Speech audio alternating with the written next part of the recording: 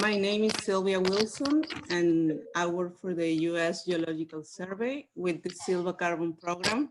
If you are in this training, you are familiar with the SilvaCarbon program or the SWAM program. So I don't have to say a lot more about this meeting. Can I ask everybody to put yourself in mute?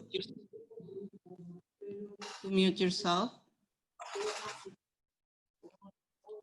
Thank you.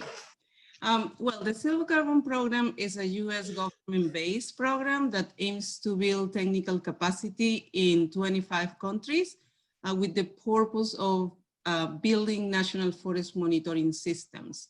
And since national forest monitoring systems rely heavily in monitoring from space or remote sensing data, we as a program rely heavily on the academia, on our partners from academia to provide this training.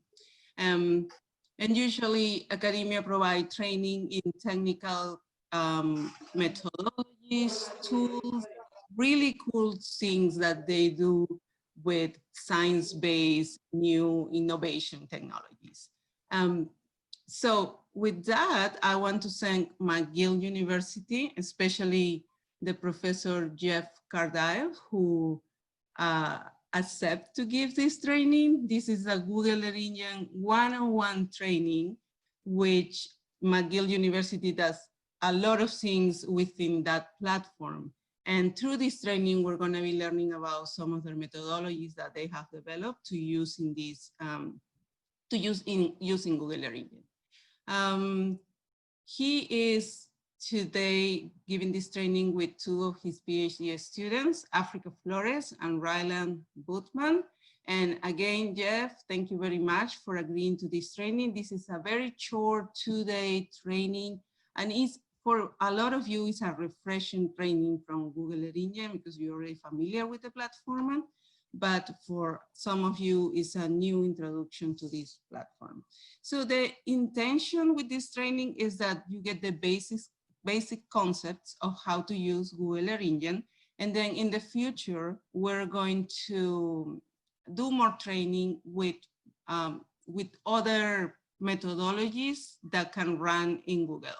For example, algorithms such CODET to monitor degradation, other algorithms that are looking at land use change, como CCDC, the change detection and classification algorithm, land render algorithm. So this is the first of a series of many webinars that are coming your way. So we appreciate your time. And I know for some of you it's very late. Again, I appreciate your time, the time that you put on this. And I hope this training is successful and you enjoy your 2 days, 2 short days of training. And with that, I want to give the floor to Jeff. Thank you.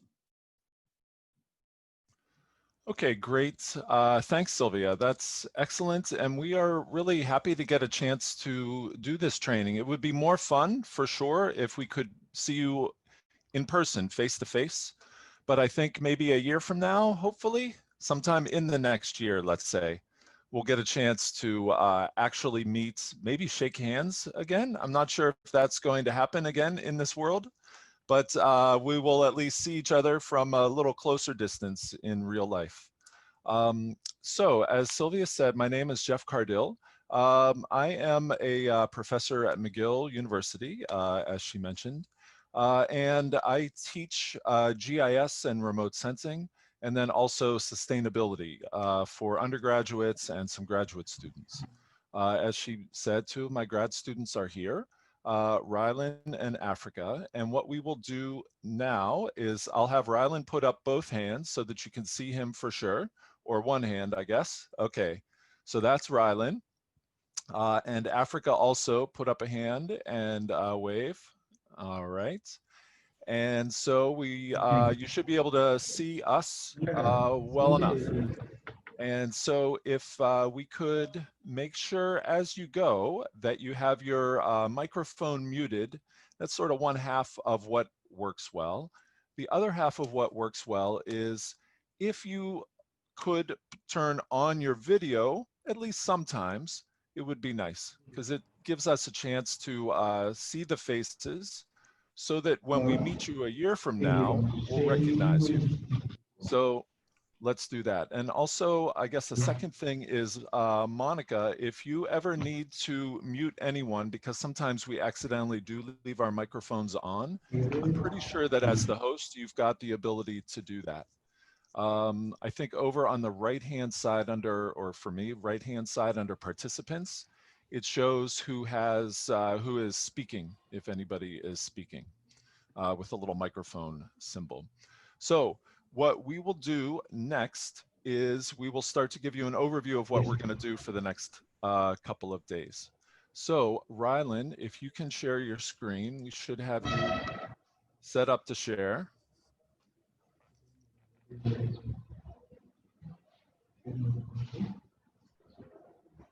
Okay, that's great. So Rylan is going to go to presentation mode after sharing the screen.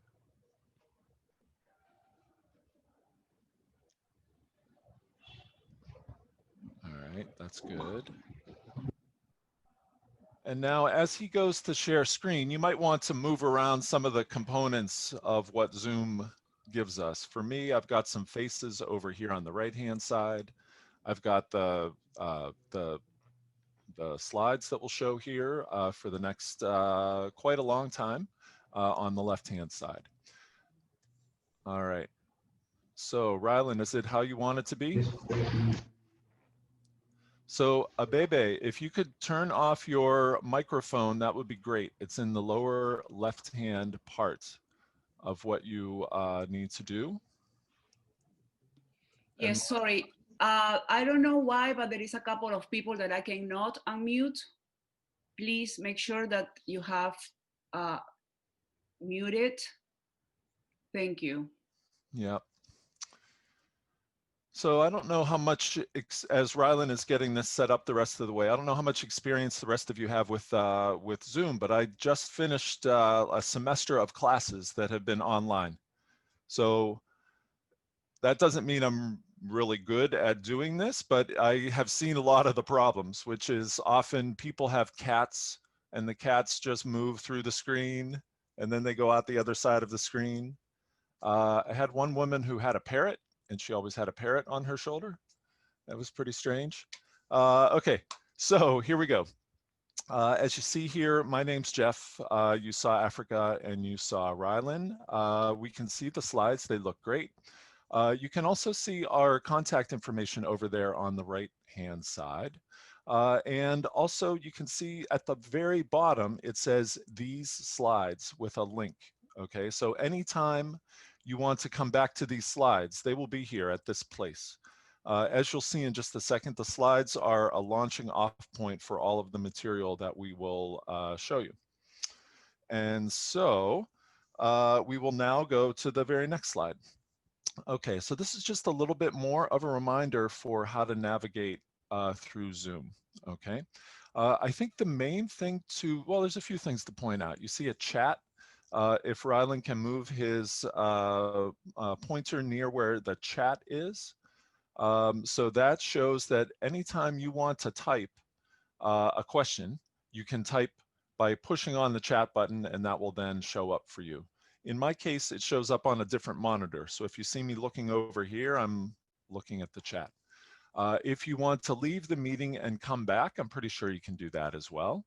Or if you really want to leave for a few minutes, you can just turn off the video and turn off your microphone and go walk and then come back. That's fine too.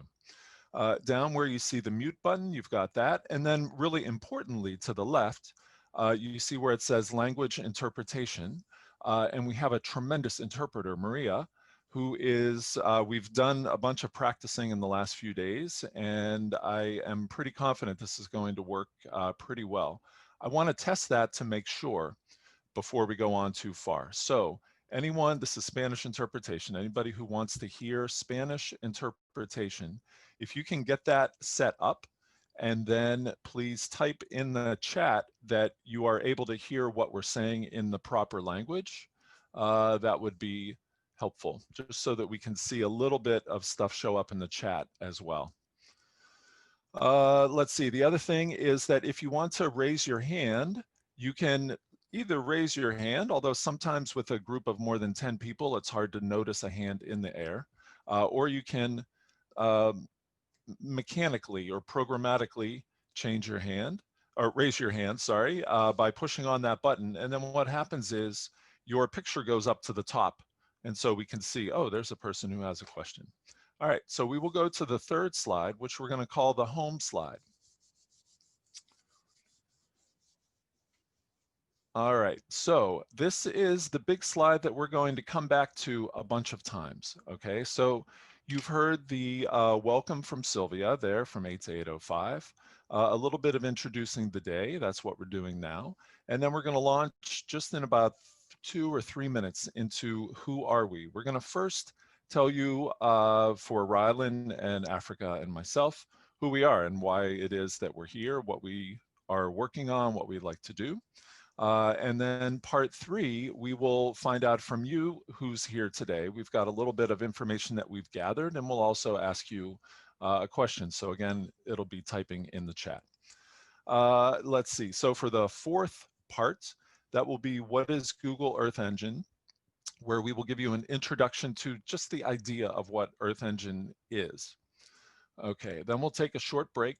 Then at 9:40, we will do the hands-on exercise, which is the sort of main active part for you for today. That hands-on exercise is called Earth Engine 101. Many people have taken that.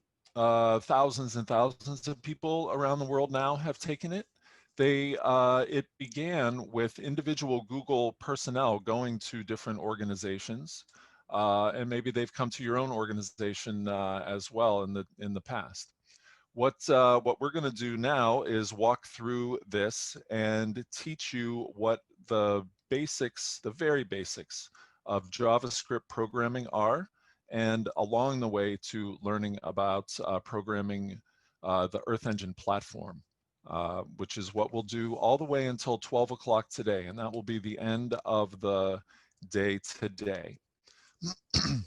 Then I'm going to ask Africa to say for just a second here about what we'll do on day 2. Do you want to jump in there, Africa? Sure. Thank you, Jeff. Good morning, everyone. And it's very nice to see some familiar faces. And thank you, Sylvia, Monica, Maria, for having us here. So on the second day, we are going to have a hands-on exercise, a very simple land cover classification, where we are going to walk all together through an exercise that we have prepared for Mexico. And then you will repeat the same exercise in your country of interest. It's going to be simple, but it's going to put in practice everything that you have learned on the first day. And we would like you to prepare one slide presentation. We may divide in groups so we can all participate and present with the limited time that is available. And you will discuss the results of your classification and maybe some issues and how do you expect to solve those issues, or how do you want to solve that. And after that experience, we also would like you to think or discuss some additional training that you think will be useful or necessary as a follow-up. But that's in a nutshell, what we will do on the second day. Great, thanks, Africa. That's excellent.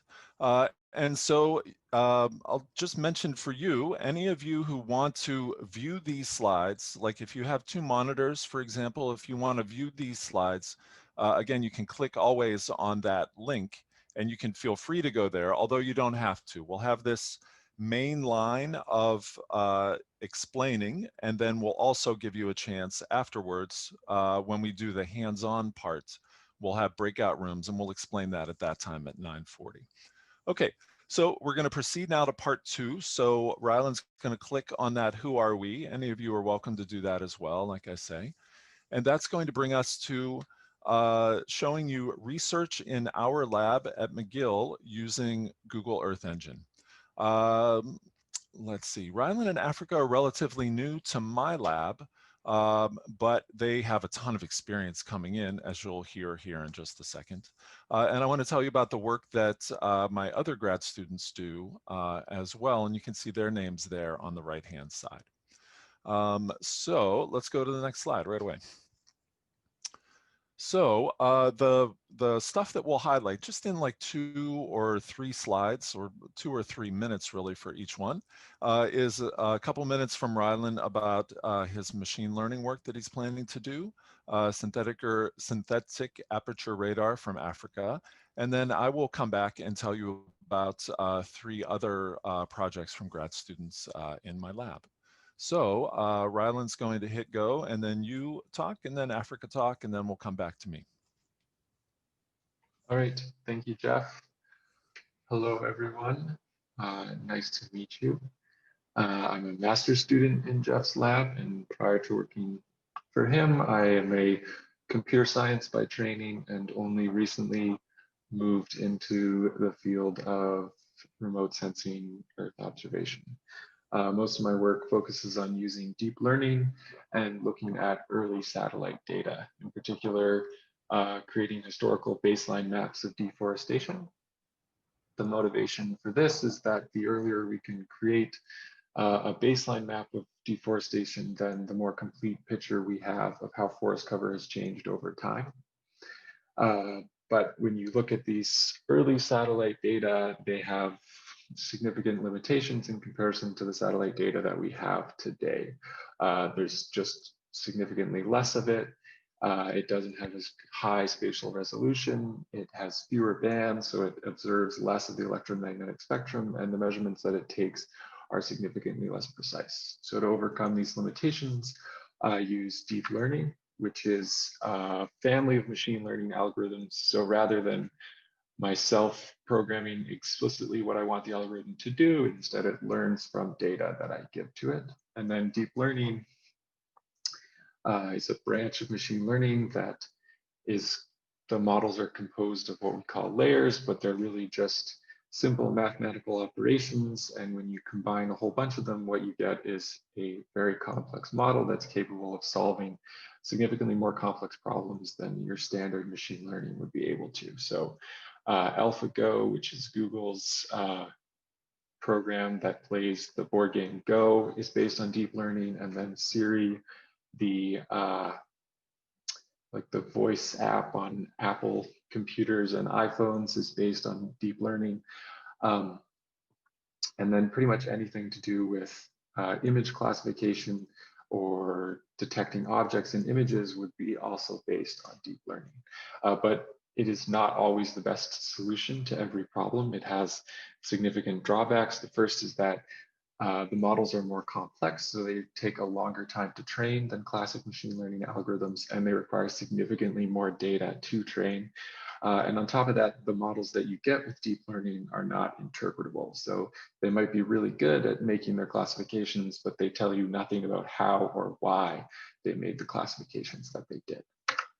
So the reason I use Earth Engine to do this work is that TensorFlow, the framework or library that I use to do deep learning, is also made by Google, which means that the two work together really nicely. So Earth Engine can export data in the format that TensorFlow requires, and TensorFlow, the data that TensorFlow produces can easily be uploaded to Earth Engine. And on top of that, once your models are complete, you can host them on Google's AI platform, and then they can be a callable function directly within Earth Engine. So I'll pass the microphone to Africa now. Thank you so much, Rylan. And again, good morning, everyone. I will be working on, I have been working as well on synthetic aperture radar, and particularly for forestry applications. This type of data set is very useful, but it hasn't been used that much. And now that we have freely available synthetic aperture radar for Sentinel-1, I think that it has become very relevant to find out how we can better use this additional data set, particularly for the tropics, since we have a high presence of clouds. So this has been my passion and interest to identify and to find ways and methodologies to start using synthetic aperture radar, but we have found a big gap between research and application, because synthetic aperture radar has been available since the 70s, but first it wasn't freely available. And until 2014, the end of 2014, with Copernicus and the new sensor Sentinel-1, and now they have Sentinel-1A and B, we finally start getting freely available on the operational basis synthetic aperture radar. And it is different from optical because it's working on the microwave part of the spectrum. Therefore, there is not that much interference from the atmosphere, and that's why we call all-weather sensor or cloud penetrating. Every 12 days, we can have an observation from a sensor, and since we have two, that time can be reduced, and we have ascending and descending mode. We can get to 6 days of repeat observations for any part in the world. And it will be very interesting and useful actually to see how we can effectively use SAR data for forest monitoring and to implement in our land cover monitoring systems as well. So due to this gap that we have found, can move to the next slide, please. We have been working for some years about how to bridge that. But before that, I would just like to mention some of the relevance of SAR data. For example, right now we have freely available Sentinel-1, which is C-band. And this is a cloud penetrating. Every time we have an observation, we have an observation. There is always data. And the only thing is about how to pre-process the information, because it's slightly different compared to optical data sets. But here we can see some of the key characteristics of SAR data sets, depending upon of the webland that we are working on, whether it's C-band, like Sentinel-1, or L-band, which is Allos Pulsar. And now there is an upcoming mission from NASA and the Indian Space Agency that is going to provide L-band freely available in the near future. That's is going to be launched. Or P-band, which there is also a mission that is going to provide P-band information from the European Space Agency. But depending upon of that webland, there is the penetration that we can obtain from that type of observation, because C-band has a webland of about 6 centimeters. So everything on the surface that is about that dimension is going to the signal of the sensor is going to scatter with the elements on the surface about that dimension. And so it's going to saturate very fast at the surface or at the canopy of our forest. And here we can see on the left what we can see on the Amazon with C-band information. With L-band is bigger, the webland is broader, is about 25 centimeters. So everything that is about that dimension is going to get saturated and the signal is going to go back to the sensor. So we can penetrate more in the forest. And here we can see features that we could not see on the C-band. And with P-band, it's even larger, so it's going to penetrate even more. And here we can see features underneath the canopy in the Amazon forest that we could not see with C-band. But that's how relevant is SAR for forest monitoring, and is increasingly very important for us to use it and learn how to use it. And because it's very different from optical, I learned that there is a lot to learn still. Next slide, please. And so together with SilvaCarbon, we prepared this handbook that collects methodology about how to use synthetic aperture radar for forest monitoring and biomass estimation. And we collected a series of methodologies and scripts. Everything is freely available. You can find it online, download it, and work through the exercises step by step. It guides you from where to access the data, how to process it, and how to use it for specific applications such as forest stand height, mangrove monitoring, deforestation, and other applications. And thank you so much to Sylvia as well for supporting this effort. The other thing that I would like to mention for this is that because of this exercise is that I learned that even though we have this material, there is still a lot that we have to do if we want to use synthetic aperture radar or SAR data for operational purposes. So that's why I'm working with Jeff and in his lab and learn all the cool programming stuff. There is a very useful a script or methodology in this handbook that uses time series for a synthetic aperture radar, but it only works at very small scales. And we are going to work, next slide, please, to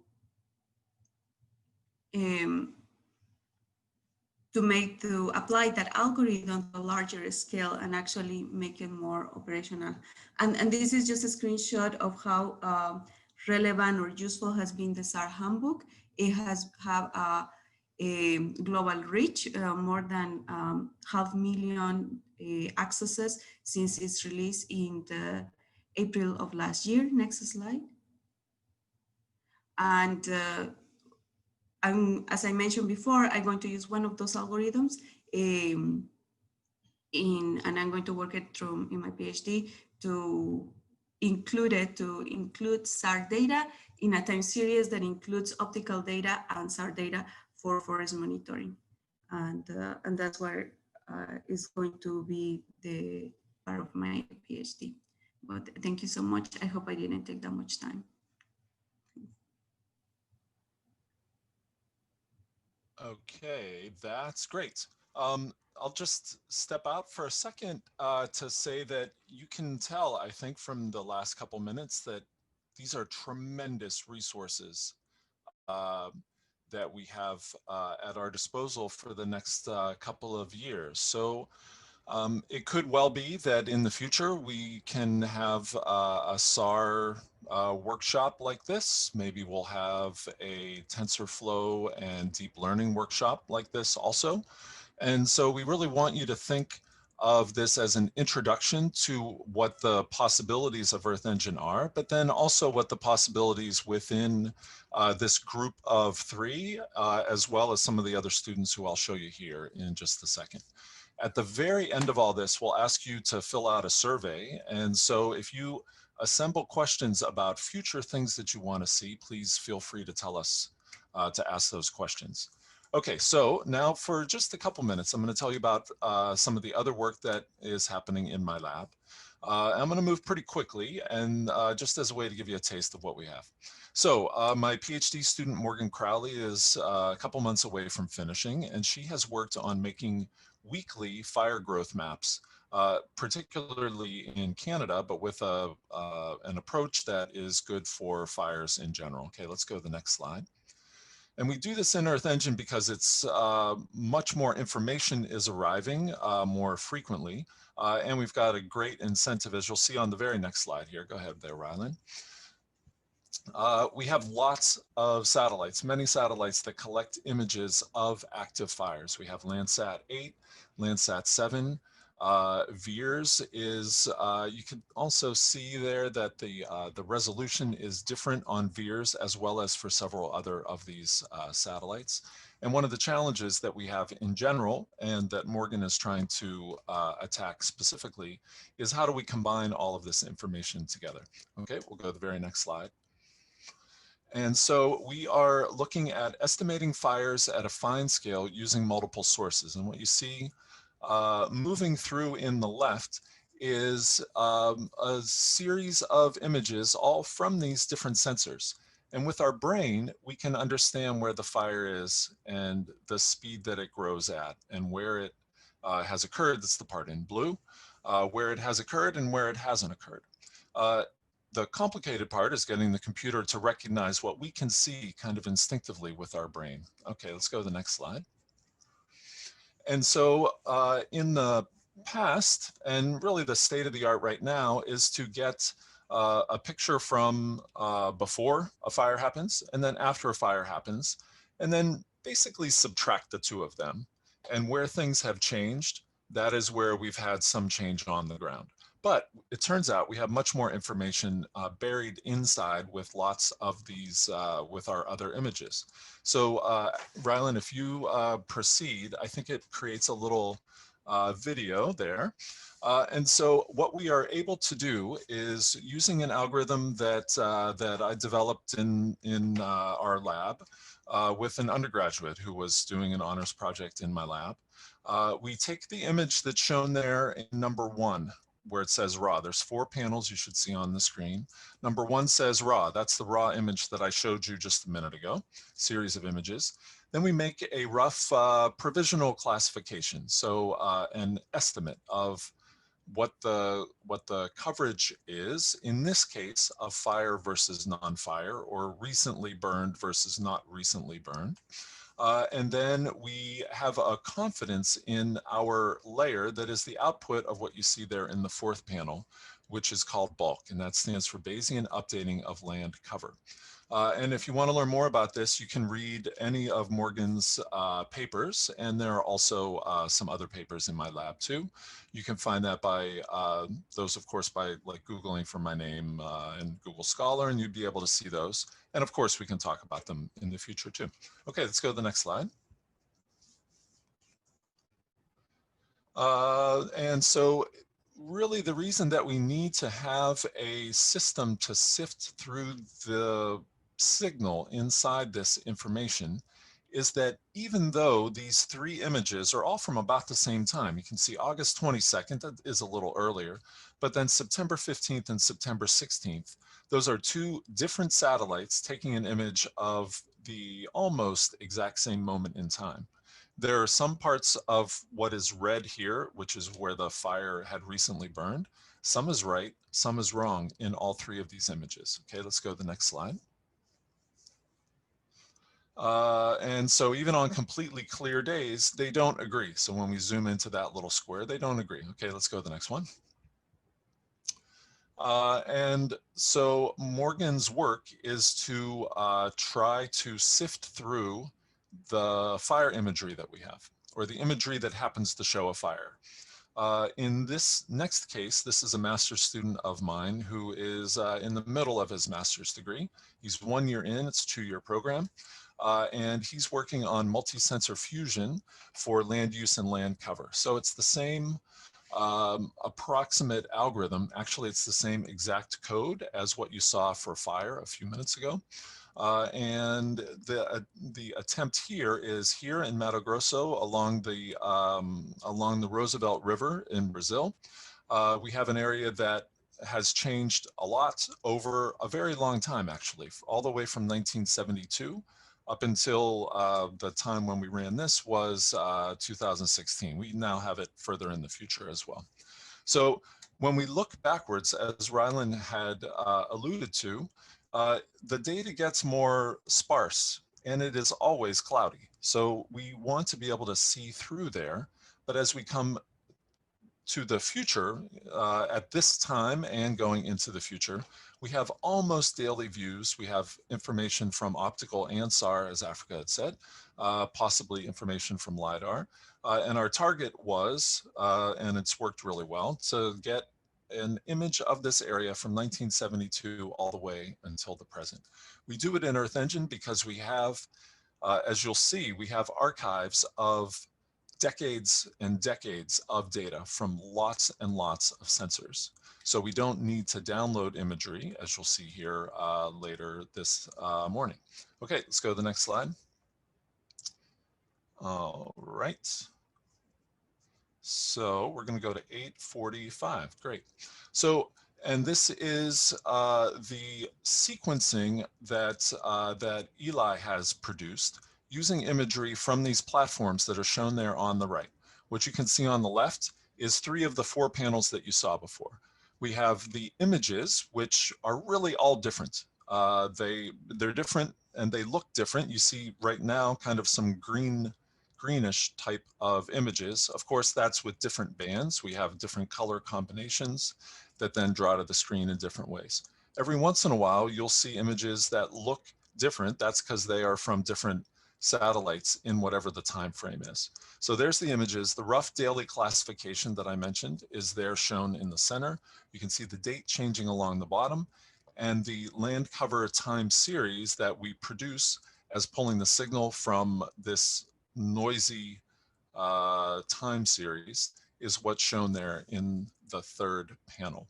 And so the intention, and I think it's pretty successful, is to allow us to not worry so much about clouds and not worry so much about the effect of haze, because if we have kind of a bad image one day, the idea is that the next day we probably won't have a cloud in the exact same place, and maybe we can use that information. All right, let's go to the next slide. Going to go for about another minute and a half. We'll see if we can finish it at that time. So with a single estimate, we also are working on repeated measures of lakes. This is a master's student who also is about halfway through her program. Her name is Talia Cole-Edged, and she has been working with information in lakes. We have in Canada about 800,000 lakes, which is an enormous, enormous number of lakes. There are 250,000 lakes in the lower part of Canada, and then there's even more, even further north. They're very dark, and so they're very difficult to see. There's not a lot of remote sensing that has happened in lakes, like maybe 50 papers on land for every 1 paper that there is working with lakes. Okay, let's go to the next slide. We do it in Earth Engine, as I say, because they are very, they're dark, and by combining sensors, hopefully we can get a better view. Okay, let's go to the next. So we're sampling with a field project, not my own group, but this larger project is sampling 680 lakes in person in Canada. It involves a tremendous amount of driving and sampling, and then sending the samples back to the lab. It's a big, big project, one of the largest field projects that's happened in Canada. All right, let's go to the next slide. And so is it possible to do 250,000 of something, of anything, in Earth Engine? It is, and this also is a project that I tried to do on my own computers in 2013, and it was just not possible. When Earth Engine came out, now it is possible. So we'll go to the next slide, and we'll be just about finished. So you can see not only individual lakes, but pixels, of course, within those lakes, and we can watch water clarity change through time. Okay, let's go to the next one. And the next slide will show us that some of the things that you'll learn today, which is that Earth Engine encourages trial and error. And so the slide that you saw on the previous slide that went by pretty quickly, or maybe that's the slide in the future. We've got these archives of decades of data. And so it is pretty simple to try things and allow them to sort of break, which is a thing that hopefully you'll become comfortable with today, and then also in the future. There's a lot lower risk, I think, of doing things badly, because we can do things quickly. So you can try, like a kid trying to learn how to walk, maybe a young child learning how to walk. They fall down a lot, they get back up, you keep going. And that's what we try to do with the Earth Engine. Okay, let's go to the next slide.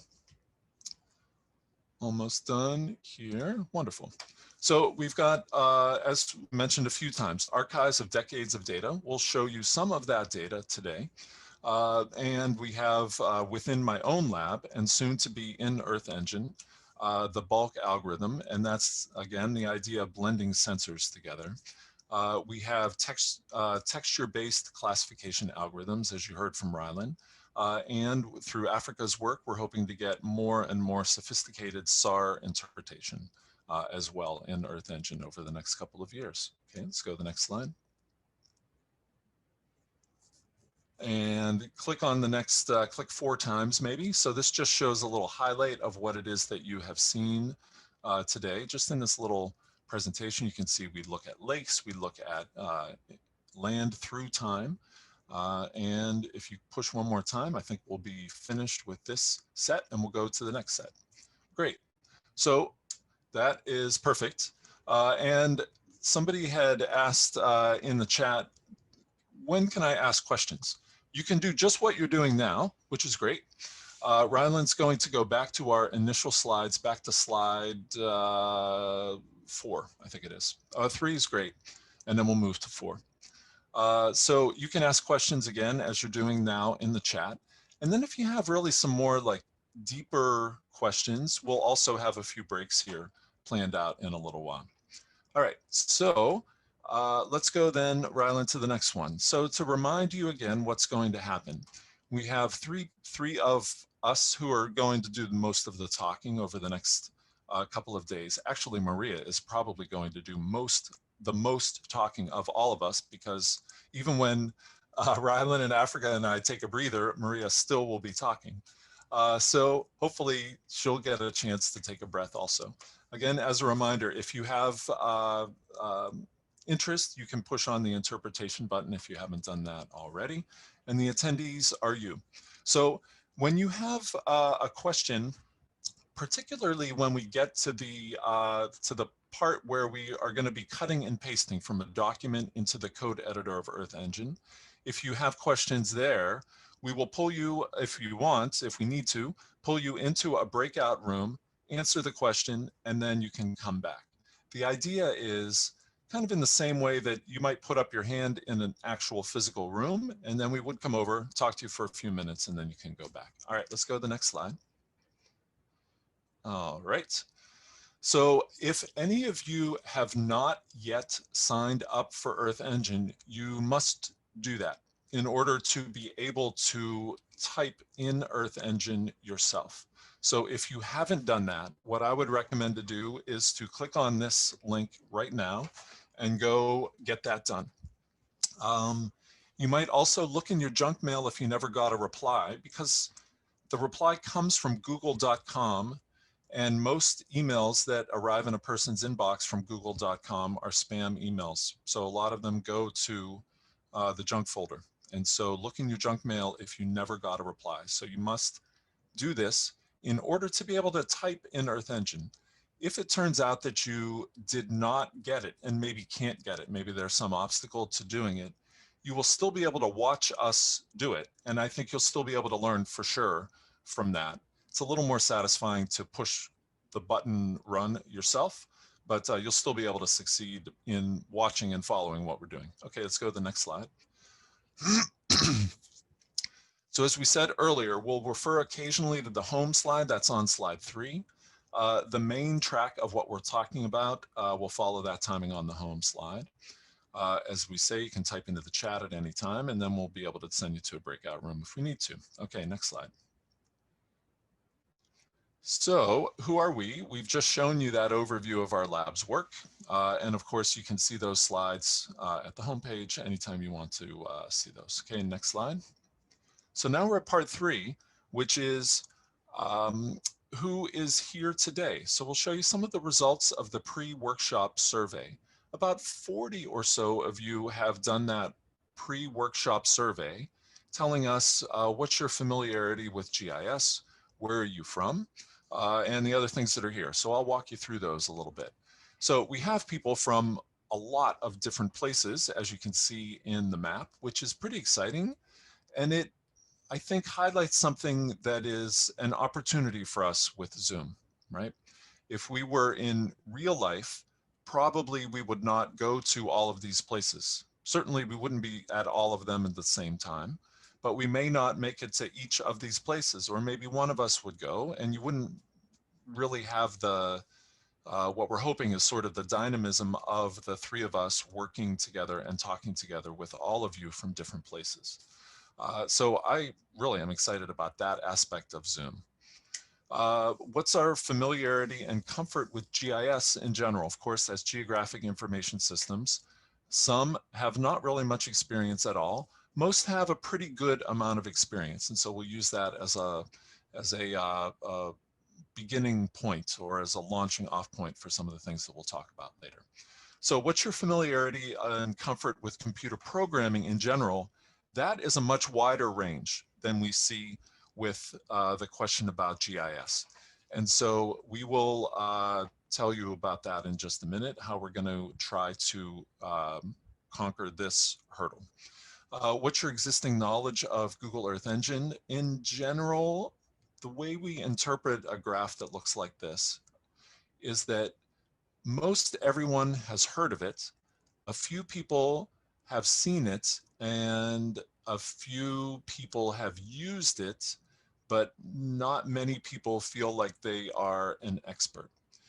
That's a wide range of experience to try to capture you as all of us here as an audience, but we will talk about that in just a minute. Okay, next slide.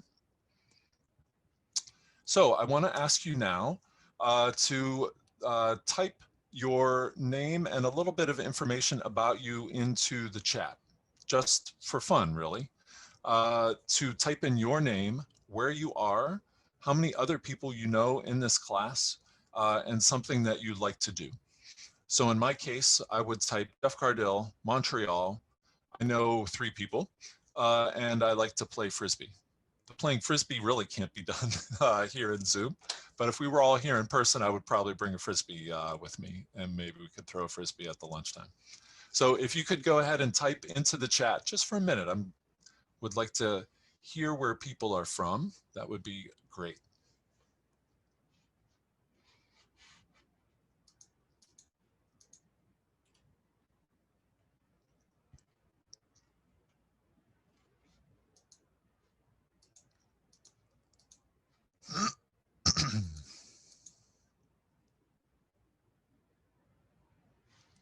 All right. Great. So as people are typing in, I'm going to capture this one question here. Would you share with us all of the slides since I am not able to continuously hear? Yes, for sure. You can go to any slide that you see.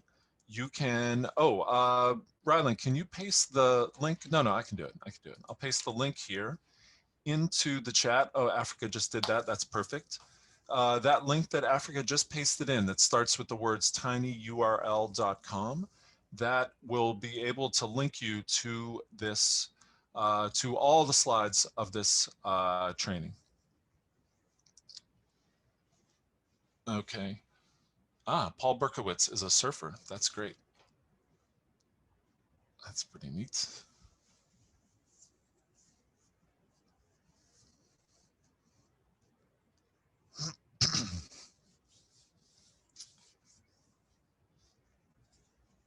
All right. That's great, everyone. So feel free to keep typing in there. That is really cool. So, wonderful. All right, Rylan, we are going to now go to the next slide after that one, which is slide 10. And hold on one sec.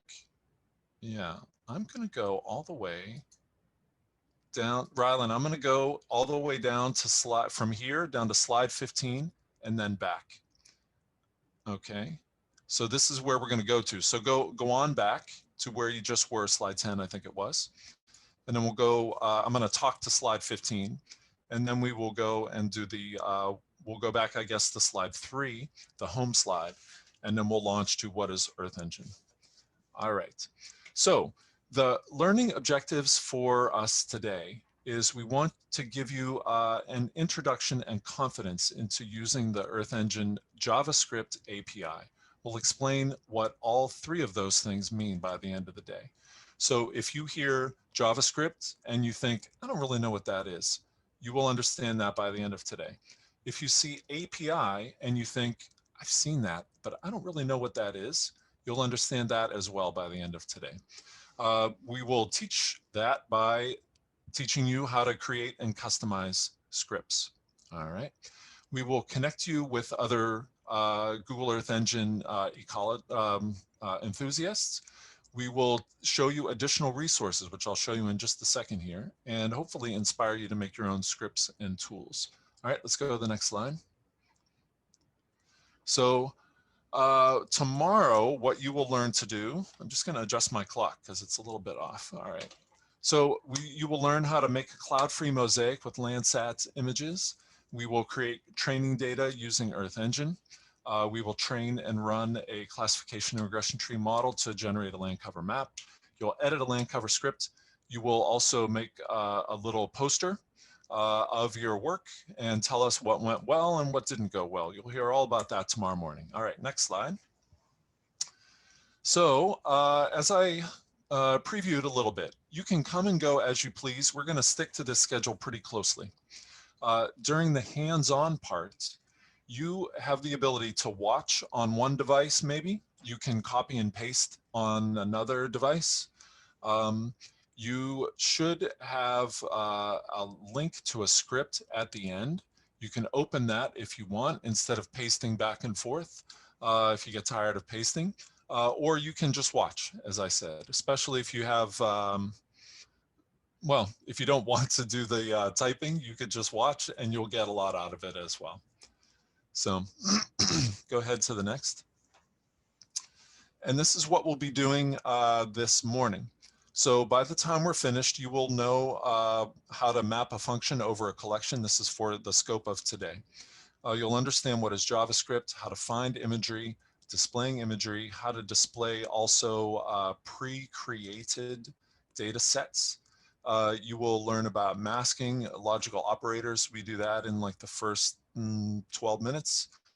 We look at the slope. There's a thing called reduced regions, which we'll show you about in just a minute. And there's, I believe, exporting and maybe charting there at the latter half of the slides of today. All right, let's go to the next. Then on day 2, this is the introduction to land use and land cover classifications in Earth Engine. And really our goal here is to give you the skills to learn how we begin doing that process. It's a gigantic process to create a new land cover or land use map from scratch. And yet a lot of us use a lot of the same tools. So we want to begin that process and also to learn how difficult that process is to do well over a large area. All right, we'll go to the next slide. So at the end of this whole process, we'll ask you to fill out this end of workshop survey. I'd mentioned that earlier, requesting that you would let us know what works and what doesn't work, because it's easy to talk into a microphone in Zoom, but it's hard to know really what makes sense and what doesn't make sense. We can see, right now, I can see 4 heads on my screen. So I don't know really whether people are going to, at any given moment, be confused or not confused, or bored or not bored. So we really are asking you to give us useful feedback. You could say 5, you know, fantastic, fantastic, fantastic for every item on that little survey at the end, but you don't have to. It will be helpful if you help us to know concretely what we might do better. All right, so we mentioned, you saw earlier, Rylan, if you could go back there to slide 15, sorry. There on slide 15, we put this in here now early for those of you who already have knowledge of Earth Engine, who already have considerable knowledge of Earth Engine. You might say, I don't think I want to learn how to do the print statement. I don't think I want to learn what's a variable in JavaScript. That's not a good use of my own particular time. What you can do is you can click on any of these links and you will learn for sure some new stuff. Let me tell you a little bit about what they are for the next 1 minute. So there is the user's guide. That is a walkthrough of the API, which we'll explain what that is in a minute. I will take you to the fourth bullet. So this is a professor who has a fantastic YouTube channel, especially for Earth Engine with Python. But he has some 7-minute videos, some 20-minute videos that allow you to learn things really pretty quickly, or at least to get exposed to lots of new things. There are Earth Engine, question and answer boards. I used one this weekend to get an answer for a problem that I'm having trying to get data out of a feature collection. You'll learn a little bit about what those words mean over the next 2 days. There are also postings about Google Earth and Earth Engine done by Googlers. When they release a new thing, they sometimes make a posting. There is 3 items from the bottom, says Ladies of Landsat. You remember the name Morgan Crowley, the student who I mentioned early, who's almost finished with her PhD. She's one of the active people in that group, Ladies of Landsat. And what they do is they highlight and promote work by especially young women who are new to the field, who do super cool things. There also are a curated list of short presentations from the American Geophysical Union. That's a conference worldwide, a draw of a conference that actually is happening this week, virtually also. For Pretend, it's in San Francisco. It's usually in San Francisco. And last year, they had a large set of Earth Engine booth talks. The talk that you just saw from us that said, what do we do in our lab? That is an adaptation of that talk. So you can learn at a broad brush what different groups do. All right, so now let's go all the way back then to slide 10. And we will now talk about what is Earth Engine. We will click on part 4.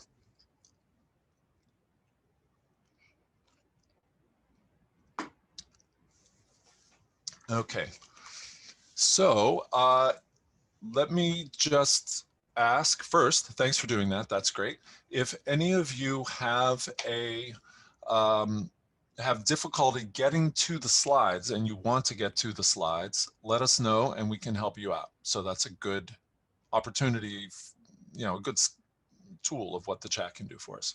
So we're now going to tell you what is Google Earth Engine. Oh, and also if any of you are, if any of you do have trouble getting an Earth Engine account, you can type your name here in the chat and explain it, and then we can help out with that during the break, which comes up at 9:30.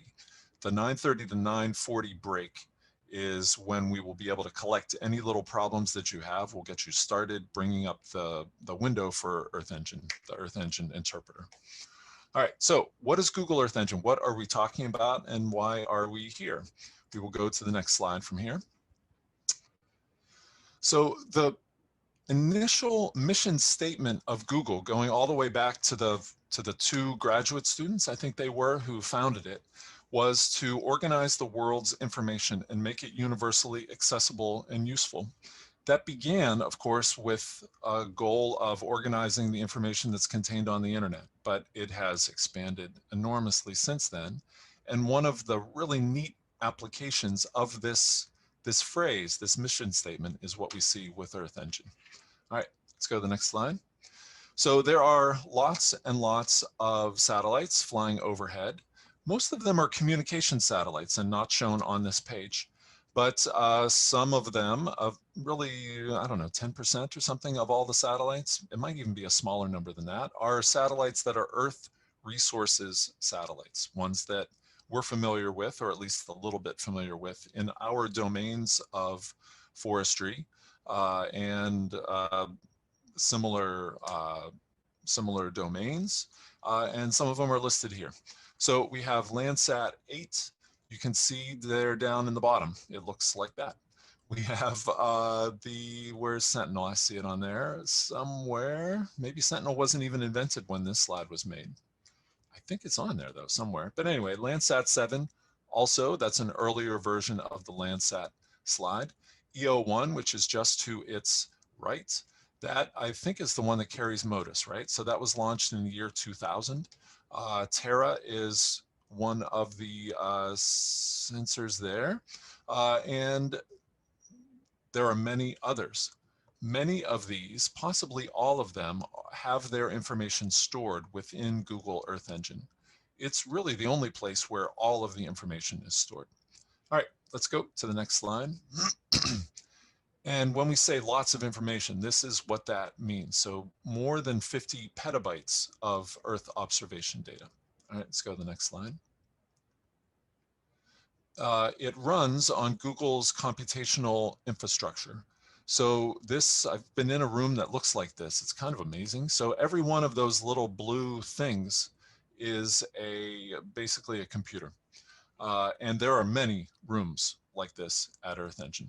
So one question I heard once asked at a talk like this is, well, when I push a button that says run, I'm doing an enormous thing that is bigger than any operation, more demanding of processing resources than any operation I can do on my computer. Are we worried that we're going to break Google? And the person who was giving the talk said, Google cannot even notice what we are doing. That's how big the processing power of the engine of Google is. So it is a very large computational infrastructure, and the part that we see is just a little tiny sliver of it. Okay, let's go to the next part. So we will tell you today about the JavaScript API. You will learn probably all of the things that you see. It's a little fuzzy here on the screen, but you'll learn about each of those three panels. You will write code that shows up in the middle panel, and you will make some charts, I'm pretty sure, that are shown there on the right panel. Okay, let's go to the next slide. So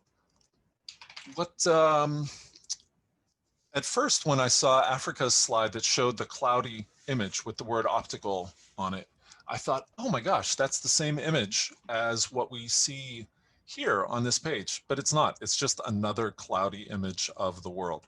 So usually, I'm wondering, if you look outside, I want to ask everybody to type something in the chat for a second. Can you just look out your window and type, is it cloudy or clear? Since we have people from all over the world, this is a chance we have. I never thought of doing that before. Oh, dark. Okay, dark is pretty tough.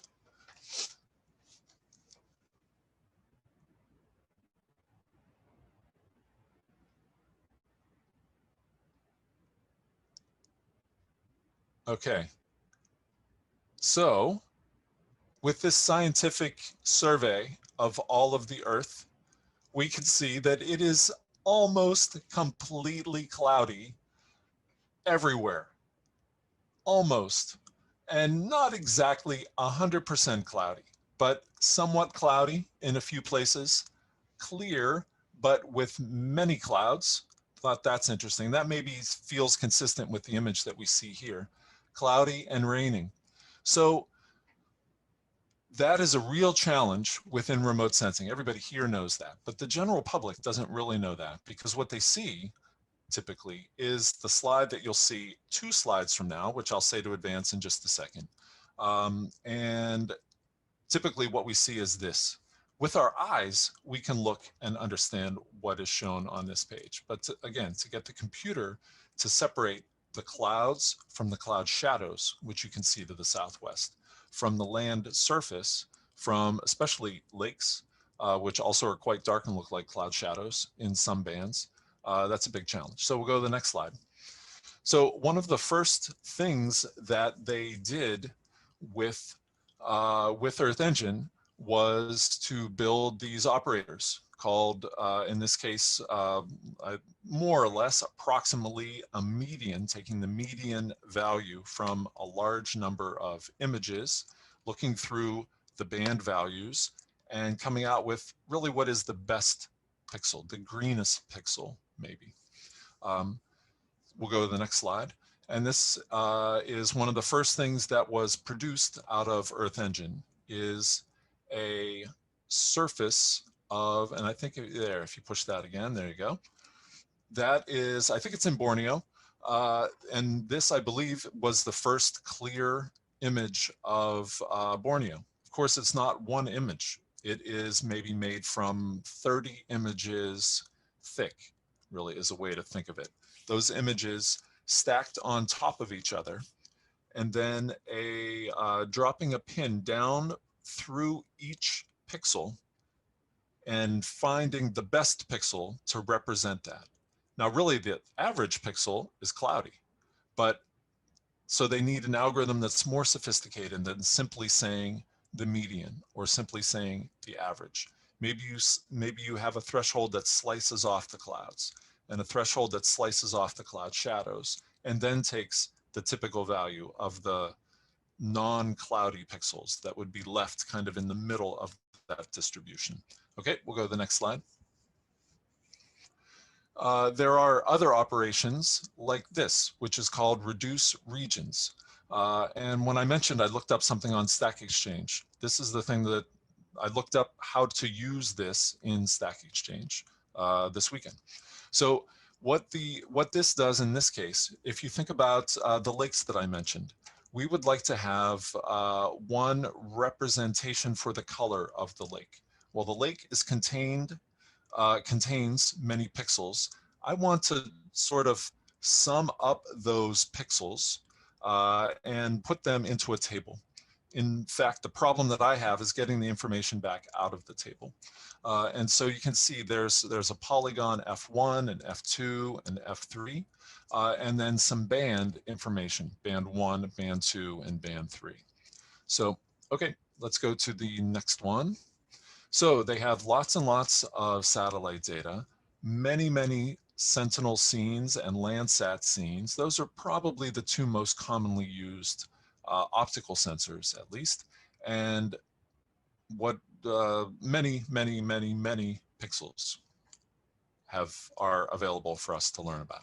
Okay, so I'm going to pass now to Africa, I think. Am I remembering that right? We'll pass to Africa to tell you a little bit about the data catalog. Thank you, Jeff. So following up on this the great amount of information that we have available in Google Earth Engine, as Jeff was mentioning, we have access to almost everything that is freely accessible that NASA, USGS, and other space agencies have produced. As long as it's freely available, it's very likely you will find it in Google Earth Engine. So for example, we have Landsat and Sentinel-1 and 2. Sentinel-1 is the synthetic aperture radar sensor, and Sentinel-2 is very similar to Landsat, but it has some bands that have even a better spatial resolution, but the spectral bands are very similar to Landsat. So you can combine the observations, properly processed, of course, between Landsat and Sentinel-2, just in one place in Google Earth Engine. We also have MODIS data, which is a multispectral information at quasar spatial resolution from 250 meters to 1 kilometer, but it has multiple bands, about 36, if I recall correctly, and it has many level 3 products, which means it has many thematic products that you can use out of the shelf for specific applications, atmospheric, terrain, and even water quality. You can also, there is also some vector data available that you can access, and in fact, on the second day, tomorrow we are going to use some of those data sets, and also the terrain land cover data, which is what we call level 3, that has been derived from some of these sensors that I mentioned previously, and also weather and climate information. So you have access to hundreds of data sets just in one place, and you can also combine this information once you have it all in one place. Next slide, please. For example, this is a global composite made out of MODIS, and Maybe you have experienced this working with satellite remote sensing information that in the past we used to work with one image, and even to work with one image, you have to go to the data provider, look for the data that you want to use, download it in your computer, and then visualize it. And then maybe process it to create a thematic map or an output, a specific output. And with Google Earth Engine, I think that one of the greatest advantages, and like Jeff had mentioned before, is that you can create this global analysis at your fingertips, and you don't even think about from where you are getting the data, or the, you know, all the process that we used to do in the past. You can create this global analysis. Next slide. You also have information of terrain information, DMs, and this is a visualization, and you can access the raw data, process it in Google Earth Engine, and visualize it as well. So here we are trying to show how you can use the information like you were using a geographic information system platform such as ArcGIS, or if you have been using MB or these other platforms, you can do all of that in Google Earth Engine as well. Next slide. And you have also access to weather and climate data. This is an ozone layer where in blue you can see less ozone, ozone information. And it's just also to show the variety of information that you have accessible in GE. Next slide. And you also have Sentinel-1, which is one of the newest data sets also available in GE. And maybe later on, we will have in other trainings more information and processes well established to how to use SAR data in Google Earth Engine. But everything that is freely available through the NASA DAX and the Copernicus DAX as well is available here. So every time you have a new Sentinel-1 data, you can access it in GE. I have to say that there are some caveats because the type of product that is available in GE is called GRD. And what we use for ecosystem applications, so for any application for Sentinel-1 data has to be the terrain corrected information. And we are currently actually working with the Google Earth Engine to see how to better produce terrain corrected information for Sentinel-1, and we call RTC, radiometric terrain correction product. So there is the data of Sentinel-1 that is available in GE is one level below. There is still some process that needs to happen to bring it to RTC, but you still can use it. And for example, for water, you can identify water very easily with GRD with not that many caveats. Next slide. And you also have access to the whole archive of Landsat. You know, we have Landsat from the first mission since the 70s is more than 40 years of data, and you can have this time series analysis, which is also extremely powerful.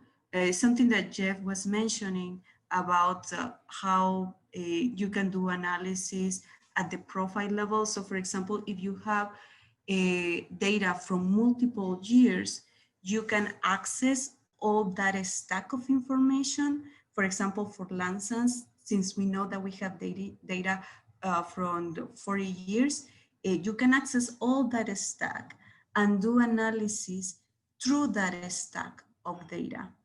That will be something that is very difficult to do if you want to do it in your computer, because first you will need to download all that data, and you will need a super powerful computer, not only to host that information, but also to process it.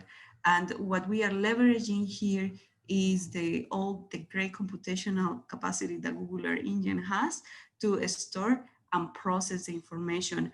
And what you are interfacing is only the on your screen. As long as you have internet connection, you are only writing a script and sending those scripts to process all the to do the analysis and to access all those data sets, which is extremely powerful and revolutionary at the same time. Next slide.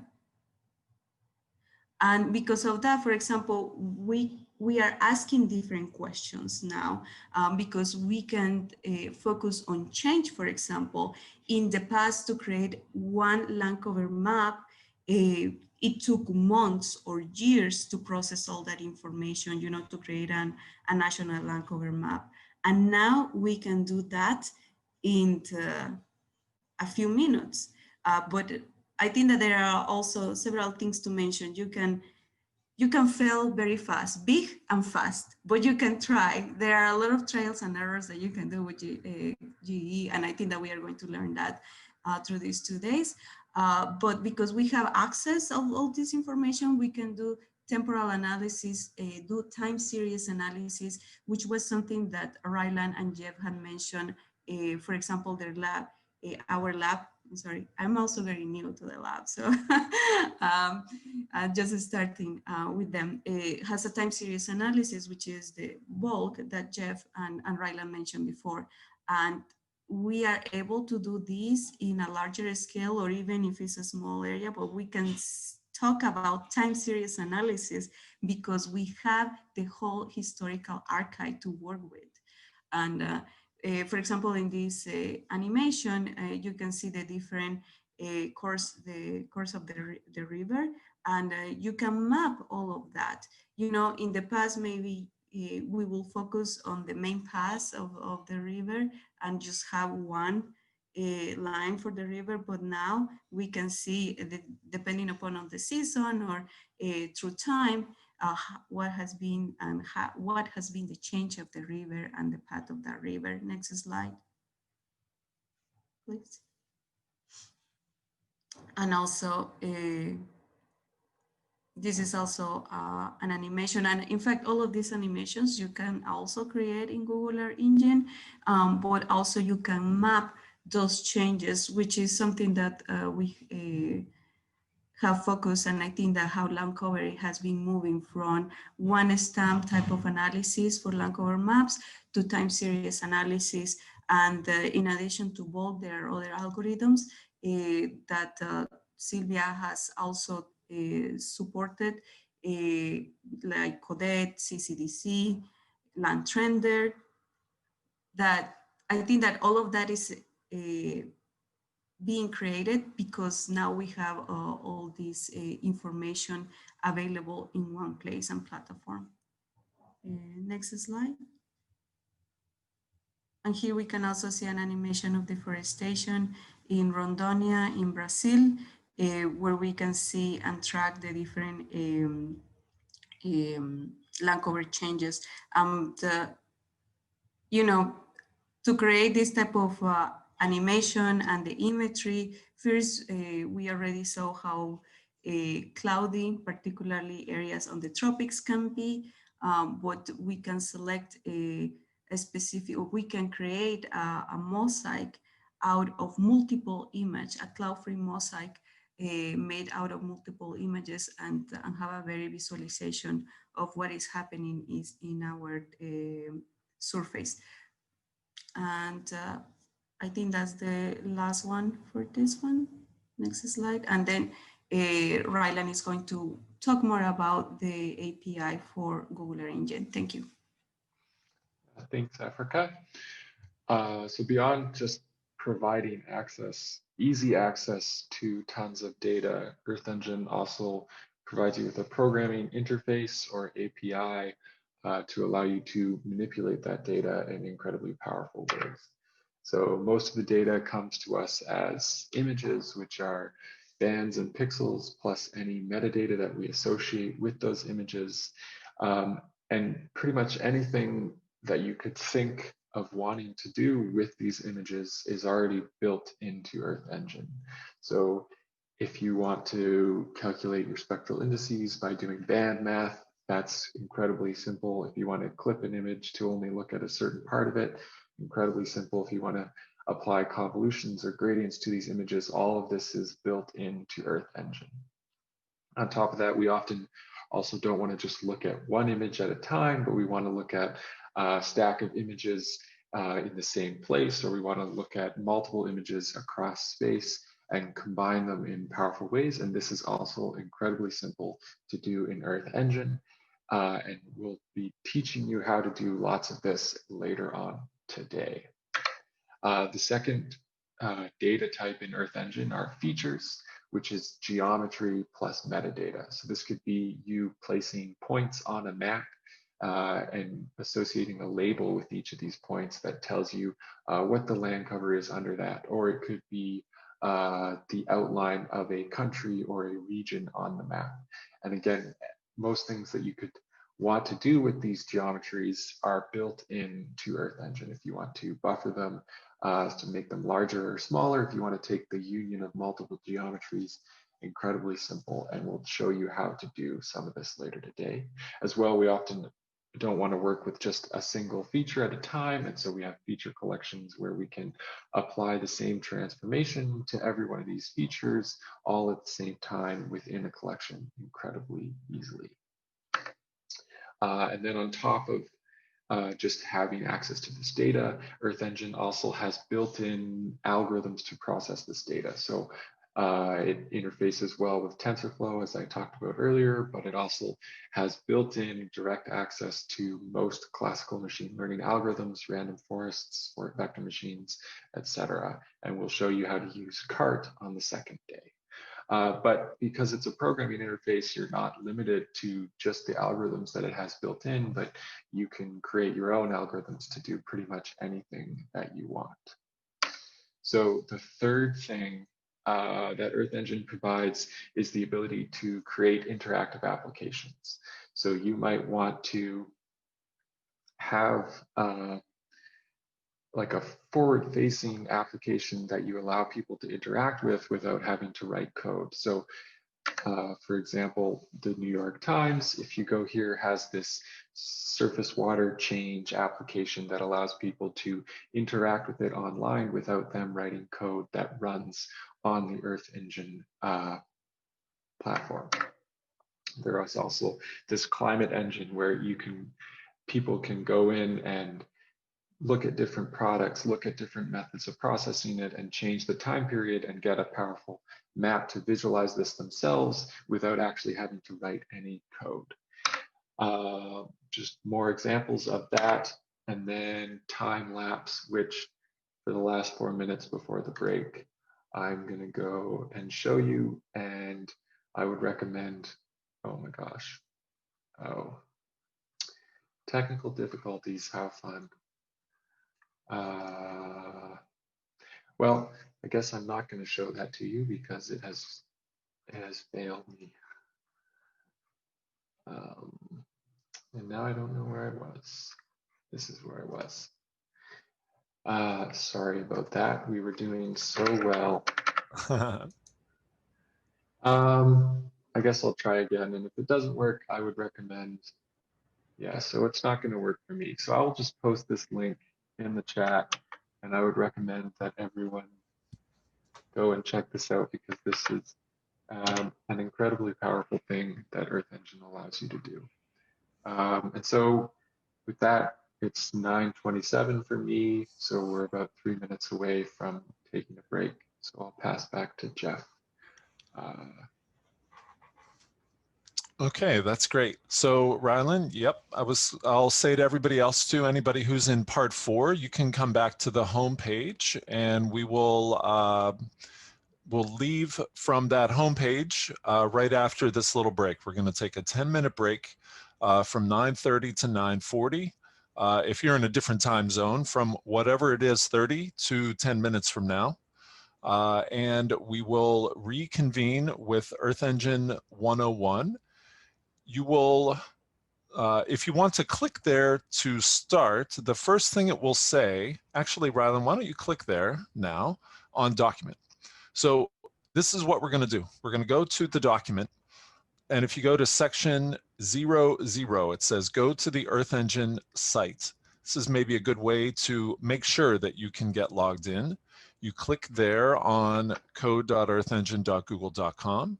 That will bring you to that interface that I showed from a distance, and you'll see here in just a second. So you want to make sure you can get there. If you're just coming there for the first time on a given day, it will ask you for your permissions. And so we want to make sure you can do that. All right, so we will take a break beginning right now. If anybody has any questions, you can feel free to either speak or type them in the chat. It's up to you. And we'll see you in 10 minutes. Thanks.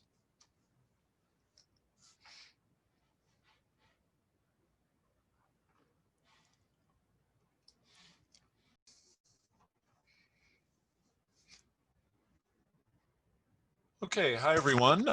Can you hear me okay? We're going to get started now. Great. All right, who else can hear me? If you can type yes into the chat box, that would be great. I want you to remember where the chat box is, basically. If we have the Zoom, from the perspective of the Zoom window, I think the chat box is under view. Is that right? It's up under view. You can say go to chat. Okay.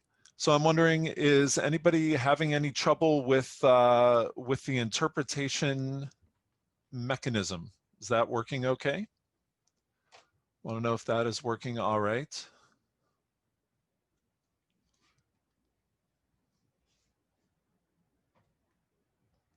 Okay, that's good. Wonderful. Thanks, Layla. It's funny. That's makes me feel very good to hear everything is okay. That's great. All right. So everybody, here's what we're going to do. We are going to, in just a second, start the code part of the day. First, I brought up the time lapse that was crashing on Ryland's computer for whatever random reason. And so this is what it is that we wanted to show you. It's not exactly inside Earth Engine, but it is something that was done with the Earth Engine platform that's generally really useful. So it was done actually as a sabbatical of a professor from Carnegie Mellon University. And what they did was they went through all of the images across all of the Earth and selected one image for each year that was a cloud-free image for that year. They pulled from Landsat 7 and Landsat 8, and they created basically a movie that is running everywhere on Earth at all times. They put it into some viewing platform like this that you see here, and you can go to any place in the world by typing in the address, your own home address perhaps, or any place on the Earth. If you can get to it either by using the browser controls like scrolling in and out, or by typing in your location or some location that you're interested in here, or by looking at any of these highlighted places shown here over on the side. So this, if you go down to the very bottom, or if you look at the bottom of the screen, you'll see it says Deforestation Rondônia, Brazil. That is basically the video that Africa showed a few minutes ago that was then excerpted to the screen. I haven't clicked on this for a while, but I'm going to take a chance to click on it now. I believe if I click on share, which is this button up here, I think it says share the current view, and that allows you to embed the current view, this exact scene of what you see here, this little part of the movie, allows you to embed it onto a website of your own, or to send it to your mom, maybe. If you have someone in your family who doesn't really understand what satellite images do, I find this is really powerful and fun also. You'll notice here and on many of the other places too, you'll see these stripes. You might have noticed the word stripes on my slides back in part 2 when I was talking about we are sifting through clouds and stripes and haze. This is the result, those stripes are the result of some physical broken thing on Landsat 7 that makes it unable to take pictures in certain spots. Certain parts of the image just have black lines on them. And that's a real challenge, as you can see here, even with tons of processing power, it's still difficult or not worth it to remove those lines.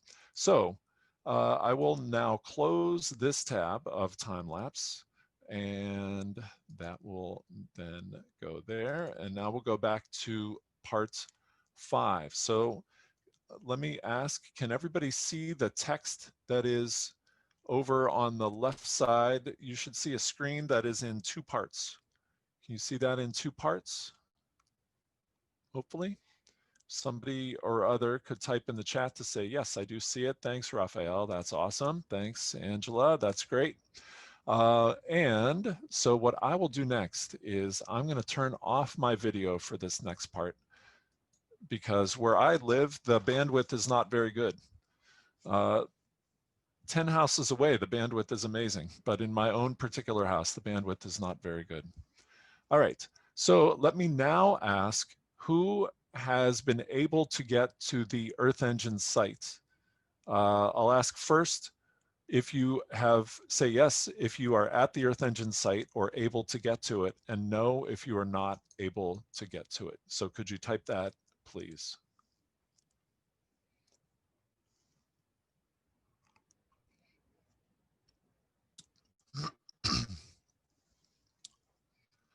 Okay. Wow, that's pretty inspiring. That's great. So what we're going to do now is I'm going to teach you 2 things.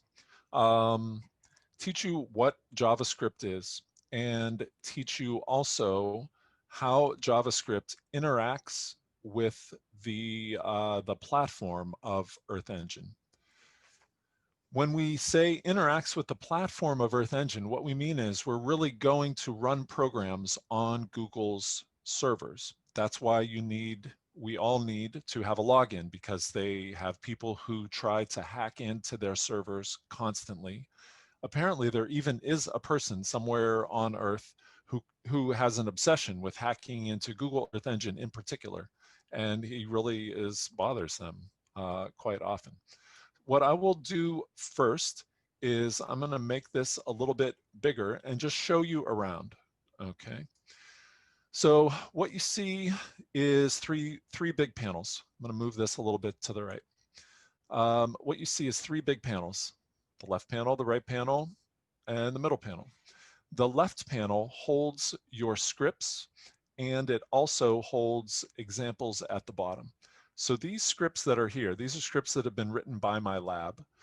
Some of them are common, so sort of publicly available, and some of them are kind of set aside, I guess. A little bit like Google Documents, where you can have some things that are publicly available and others that are harder to get to.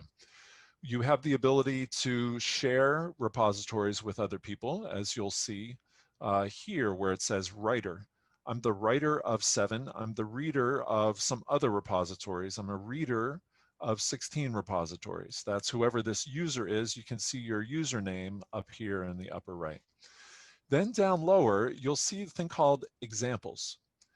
Every once in a while, I go and click on this, and it is amazing every time. So I want to really recommend that you check out some of the things under examples, in particular under user interface.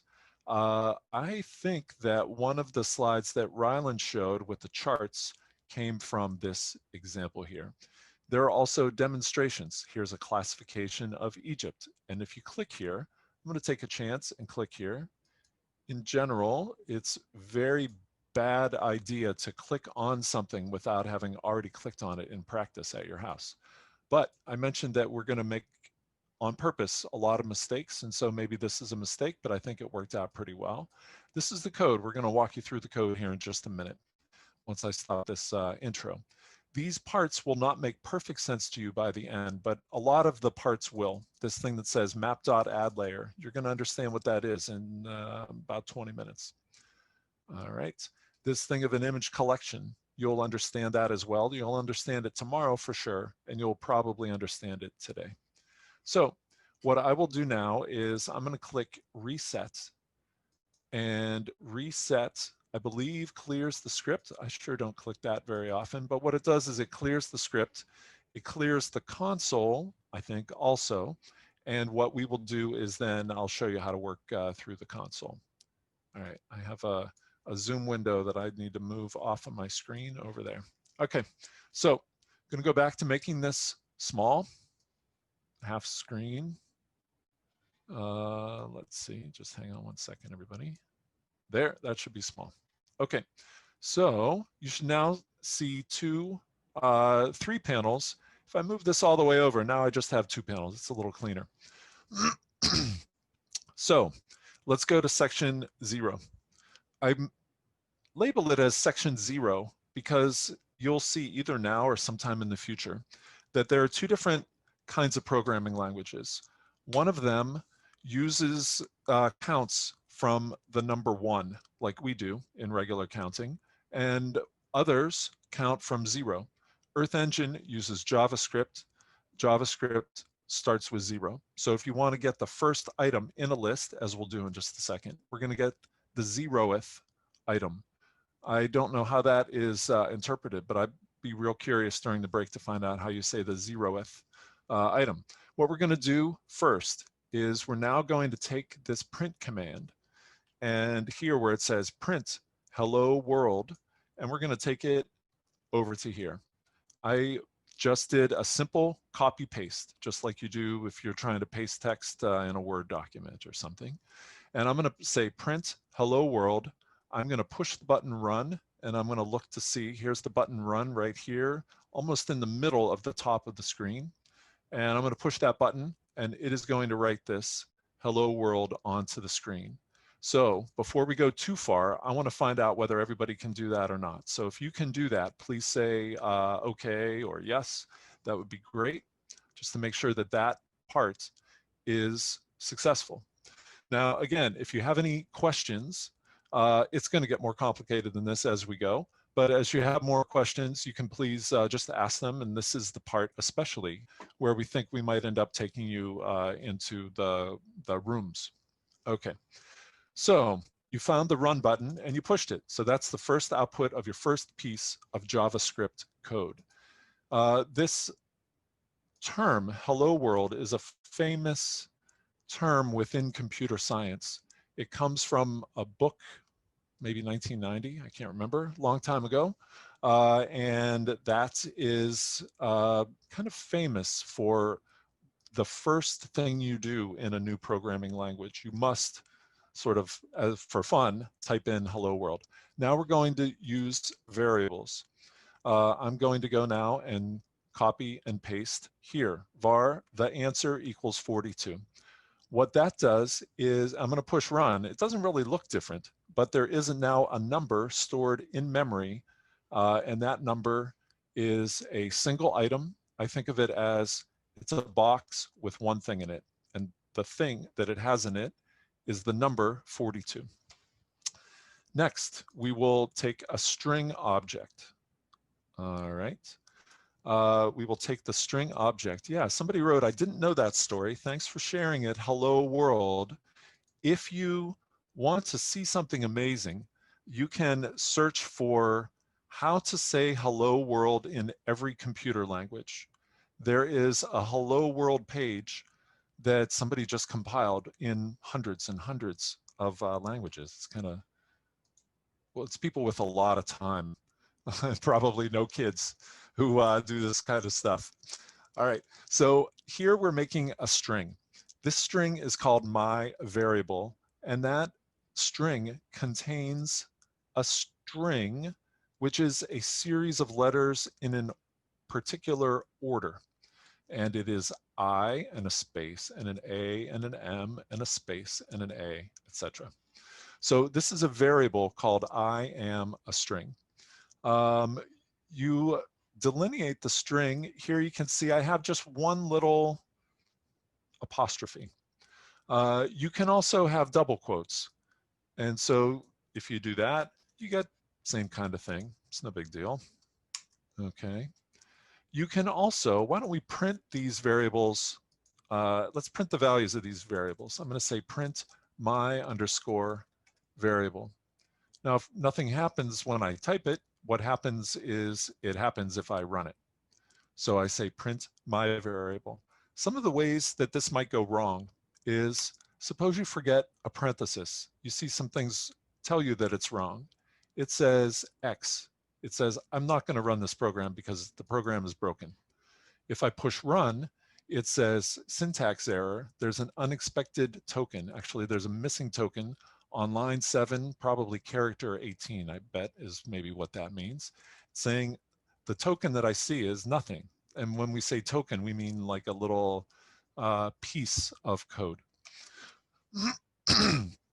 So we're going to say print my variable.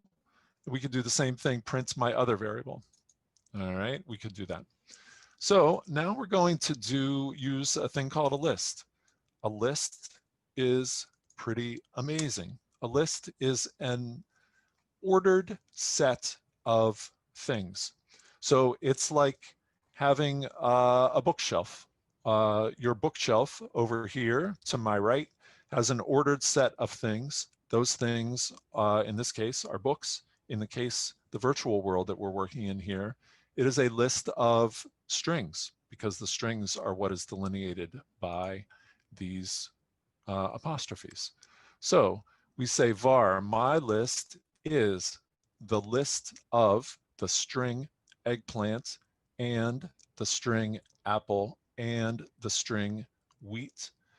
And I close the list so that it doesn't have a little syntax error. And then you can access it.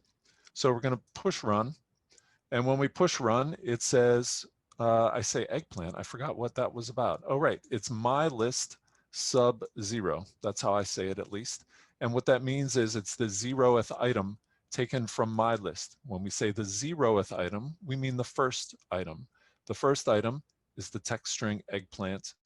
And so that is why that gets written to the screen. All right. So is that clear as a concept? Let me just ask. What we've done so far is we have made a variable, we've made a string, we've accessed the first element of the string, we've learned that the first element is indexed with the number 0, and now we're going to do some other things. Next thing,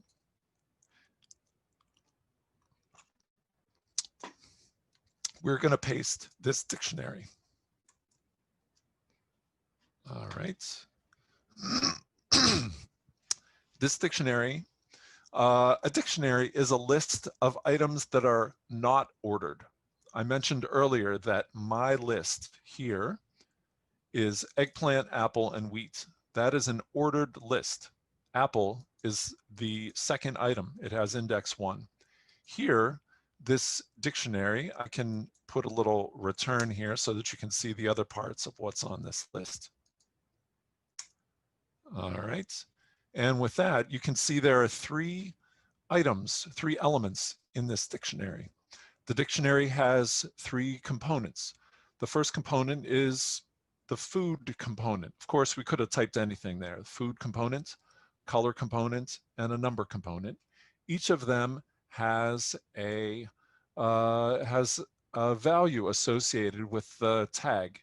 I think of it as a tag called the food component. Has a value, the value is bread. Then the color component has a value of red. You see the colon that's here. That's part of the syntax of JavaScript. And when we say the syntax, what we mean is the allowable parts of the programming language. So if I put a semicolon here, probably it's going to give me an X. If I put a equal sign here, it's going to say, I don't even know what you're talking about. So you can't do that. You can't do a plus. The only thing you're allowed to do in between a tag and a value or a component and its value is to have that exact character. That is part of the JavaScript part of the language. So now we are going to say, I want to get the value of the color component, and I want that to be printed to the screen. All right, so now I'm over here, I'm taking print my dictionary color component, and I'm gonna put it here, and now I'm gonna push run. All right, and so with that, we get the value red, or more strictly, the string red. Even more strictly, a series of letters, R, E, and D. Okay, sometimes those details matter and sometimes they don't, but here we say print, we get the color component. Now, we also have a different way of accessing it. Again, JavaScript language. This isn't really something that Google did.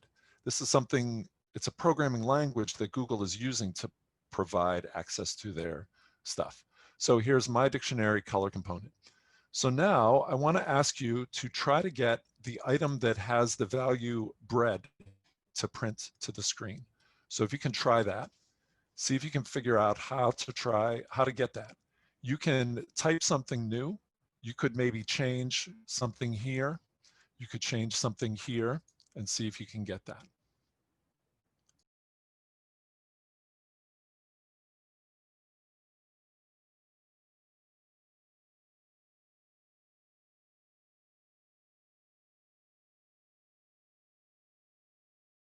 All right, we're going to come back. So the answer is to say, yes, I am sorry that I did not mention that I changed a little bit of stuff in this document, but only in the English version of this document. I changed it this morning because I thought it was a little confusing and I wanted to change it a bit. So I apologize if that part is confusing. You can see this part of this string will print. What do I print here? That's not in the Spanish language one. Getting the editor to access the item with the value bread. Sorry, I added that in just this morning. So what you can do is make some mistakes. That's great. So we will say, how do I get to the bread? Bread is the food component. So what I'm going to do is I'm going to take this word color and I'm going to say it's the food component. If I print that, I bet I get the word bread to the screen. Now, if I type the word wrong and I say something that's incorrect, that doesn't exist really, it will say that thing isn't defined. You're looking for a component and that component is not defined. All right, so is that clear enough? I'm just going to look down a little bit and say, I can verify that when we get to section 2 called Hello Images, nothing else is different. I didn't mess with any of that stuff other than that. So that's the idea of components, dictionaries, strings, and indexing. Now, we also have the ability to make a function. Okay, a function is used for something that we do again and again. I almost pasted that function into the chat. That's not what I meant to do. So here I'm going to define a function. The function might be called, please multiply this by 10. That's a thing that we could do.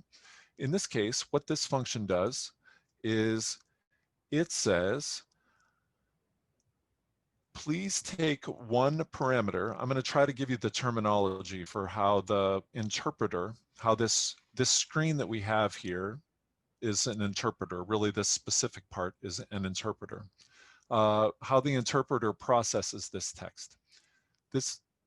First, it understands the letters typed here. Then it says my hello function. Is there such a thing as my hello function stored in my memory? The computer says. It says, yeah, I do have that. I'm a function. I take exactly one parameter. That parameter, it's helpful to see that that parameter is called a string. What it does is it returns the word hello plus, again, JavaScript, the word, whatever was passed in as the parameter, also attached to that, attach this exclamation mark. Okay, so see if you can do that. That, on one level, you can just paste from one spot to the other. But now I'm going to change a little bit the script that I have. All right, so give that a go. I push run, we see hello world, but actually we've constructed that string. What we did at the very beginning was we just typed that string. We used it as a constant. Now we're using the word world as a variable. So if I say Raphael, who likes the thing hello world, and I push run, it'll now say hello Raphael.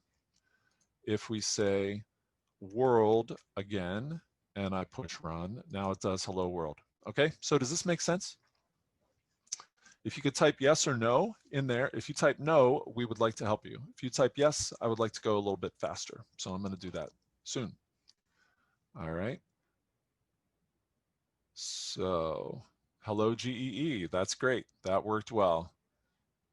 Okay, who else? I would like to know that more than just Raphael is here. Who else can see that? How about Rich McKenzie? Does this make sense for you? I happen to see Rich's video is on. How about Miriam? Is it working? How about Rupesh? Does this work for you? How about Layla? Is this working for you? How about Norma? How about Michael? How about Edward? Is this working for you? If you get a chance, type in here either yes or no, and if no, we will straighten it out for you. Okay, great. I have a simple question. Absolutely. Instead of typing in, so I don't understand where the string comes from. I understand my hello function, but where did we type in the string? Okay, so let me I'm going to move down a little bit, and I'm going to change the name of this parameter. I'm going to do something a little confusing first, then I'm going to explain what I'm doing.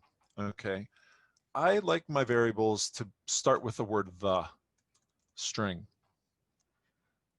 Now, if I do that, I need to put it here, the string. Okay, so what happens, this is really in two parts. I'm going to now delete this thing that says hello function world. I'm going to delete that. I'm going to say run, and all it does is it sort of reads this function into memory. This function is like it's like a robot that can do whatever we ask it to do.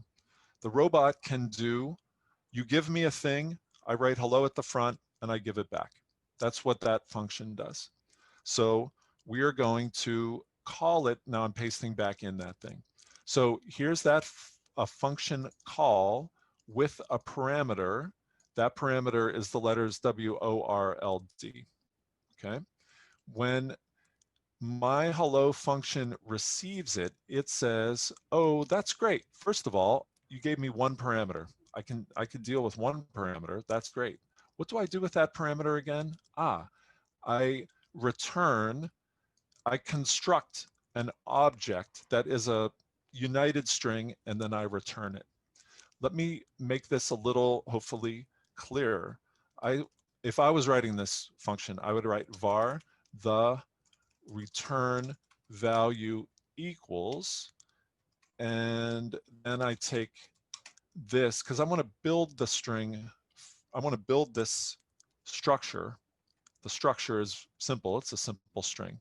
Then what would I type here? I would return the return value. Okay, so where does the string come from? It comes from here. It gets pushed to the function called myHello function. So what can we change and have it not break? I'm going to call this AFN, meaning a function, hello. That's the name. Now, if I push it, the push run, it's going to say, I don't know what you're talking about. You haven't told me about AFN hello. That's not a thing. Right, because I forgot to give it the full name, or I forgot to make a function with that name. So I push run, and now it says, oh great, sure, I have a function called AFN hello, whatever that means. It's just a bunch of letters. What am I? I'm a function that takes a thing. What's the thing? Well, maybe it's a string. I could, if I wanted to, write the chicken here in this spot. It's kind of silly, but you can do that. If I write the chicken, where does the chicken need to go? Rich, you can see that it's on line 22. That's where I need to put in the chicken. Okay. This scope, this part of the program doesn't really know what AFN hello does. It's not really, it doesn't care in a way what it does. All it knows is whoever wrote AFN hello, I want it to write hello whatever I say. So maybe the names of the variables are strange. Maybe it is constructed, like here on line 22, before it is returned. Or maybe, like we pasted it in, maybe it's just sort of all done at once. So Rich, does that help or is that more confusing? No, actually that explained it, thanks. Okay, great. So in computer science terms, this is the binding of the parameter. It binds the first parameter to the local variable called the chicken. It's a call by value parameter. And then whatever is called the chicken, it doesn't really exist outside of that function. So if I type print the chicken, you might think, yeah, it should know what that is, but it will say, no, I don't know what the chicken is, not out here, not outside of the function. I don't know what that is. And so that is called scoping within computer terminology. And so what it allows is everything that we use on computers. It allows 10 people to work on a project. So how can 10 people work on a project? They say, you write this function, you write that function, you write that function. I don't care how you do it. I need to know, how do I call that function? What's the name of the function? What parameters does it take? And what is it going to do? You can go ahead and write that function however you want. I need it by next Tuesday. You over here can write this other function however you want. I need it by also next Tuesday. And so that distribution of the factoring or the functions into different places means that it can be done by different people, which really allows more than one person to write a program. It also allows us to, if I go over here, I'm going to now make this a little bit bigger. It allows us that little principle of having a function that we don't know how it was written or care really how it was written. That is underlying all of the stuff that's here that you will see in a couple minutes once I get off of this huge tangent. So here are lots of functions that have been written by Google. Here I'm under the Docs tab. These are functions that I've written by Google. I have no idea how they wrote those functions, but I do know that if I, let's see, ee.string is down here, you can see they wrote hundreds, maybe thousands of functions. If I do ee.string, they have some sort of specialized functions that allow us to concatenate things to each other, that allow us to decode JSON. I don't even know what that is, but somebody else might know and care what that is. So we're going to go back to the script now, and I am going to move faster.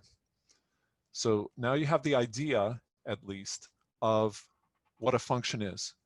This idea of a function is what allows us to use the application programming interface, the API, that is given to us, provided to us by Google that Rylan mentioned. All right, so if you want to comment, you can put in 2 slashes at the beginning. I'll leave that to you to put in there. Code editor orientation, you've already seen that. If you want to make this picture is one of the examples. Rylan, can you maybe look in the examples section? I forget what the example is called, but I think it has the word DMSP in it. So you might do a filter through there and put it in there. Maybe we'll check it out later. So you've seen all of that. We've done the hello world. Now we're at section 2. Section 2 is the same for both English and Spanish. And I'm sorry, I forgot about the Spanish part. I just did it at the last minute when I woke up. So we're going to now do hello images. We're not going to literally type hello images onto the screen, but we're going to do the most basic thing. That's what they mean when they say hello images. So it says, clear the script. We're going to clear the script by clicking on reset. Okay, I think you can do that. Now we're going to find some of this data catalog that, that Africa talked about. So I'm going to type SRTM. That stands for the Shuttle Radar Topography Mission. This was done from the space shuttle, holding with the Canada arm, you know, the arm that went out of the space shuttle, holding, I think, a synthetic aperture radar machine that went around the Earth for a month or something and collected data that was then turned into digital elevation data. I'm going to click here on SRTM. Maybe you have the same problem I have here. Now I'm going to click on this raster, RTM. There. So when it's there, you can click on it. You can click on the word import. Okay. When you click on import, it brings it up into this sort of upper section of the script. What the text says here is change it to be some local name other than image. Image, lots of things want to be called image. And so we're going to give it our own name, SRTM. Okay. So hopefully you can do that. That will bring you down to step 4. Step 4 is I want to print some information about this object. I know I can print a string, but can I print an image? What would happen if I print an image? What it does is it prints all the information about the image. How many bands are there in this image? There's 1, the 0th band. It's called elevation. What are the properties of this image? Here's all this stuff. This is stuff that was typed in about this data set and is maintained at Earth Engine. So that's what we get if we do print. Now we are, yep, there's the 0th band named elevation. It's automatically available for all variables in the import section. I didn't know that. Okay, so if we do map.addLayer, let's see what we can see. Now I foreshadowed that map.addLayer a couple minutes ago. That is how we get things into this lower panel. So I'm going to say map.addLayer SRTM. Okay, I'm going to pause a little bit here because I want to make sure that people can do that. What you need to check, I'm going to push the button run. What you need to check if it isn't working is whatever's in this box, is that what is seen up here, right? Because this is the variable that I'm trying to use, and the variable's name is whatever it's called up here. You notice to the left it says VAR. That's JavaScript saying a variable must be defined by the letters VAR and a space at the beginning, and then whatever it is. So you should be able to do it, and you should get something that looks approximately like this, kind of gray. Okay, so if you could type in the chat, yes, I can see that.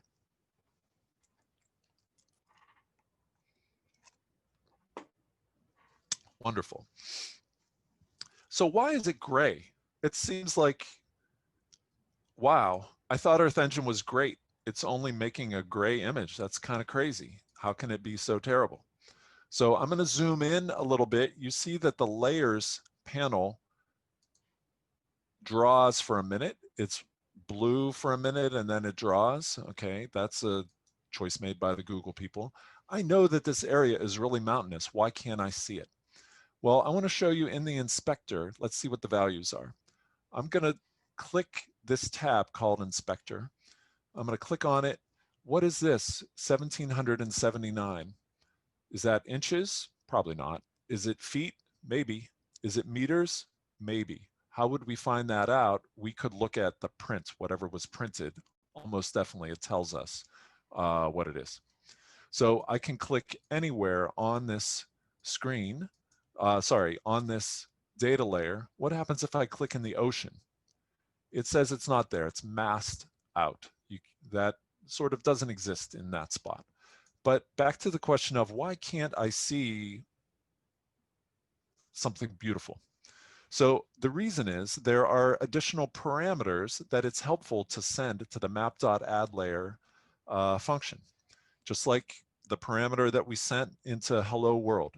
This is a function that was written by Earth Engine, map.addLayer SRTM. I'm going to draw both of them to the screen.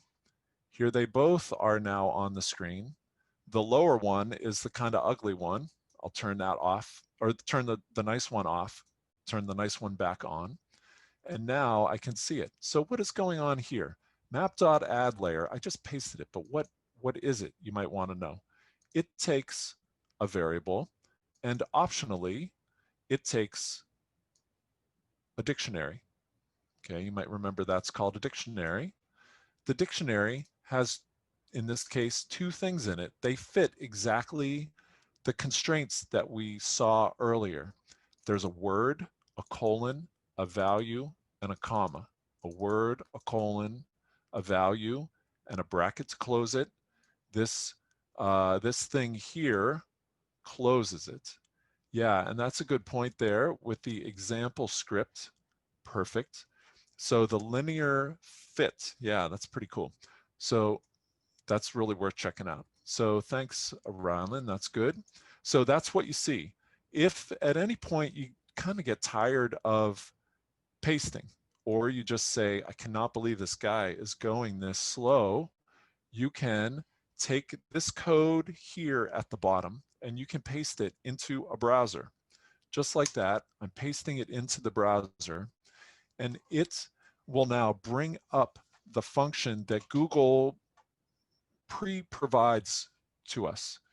This is like a checkpoint that they produced sometime in the past. And here it is over here. That's the same thing. And it looks just like what we saw. SRTM in the right place so that it can be mapped inside the function. Map.addLayer, like I said before, it's a function that is produced by someone else. I have no idea how they did it. But I do know that the way I call it is with a certain number of parameters. I could find which parameters are used by this map.addLayer function if I go into the docs, if I wanted to do that. So now I'm going to go back and go a bit faster. We're going to apply a computation to an image because just drawing the things on the screen is kind of boring. We're going to do a computation. Here's that computation. That computation is going to be to make a variable that that is true or false. It's a Boolean. Boolean meaning black and white, meaning true and false.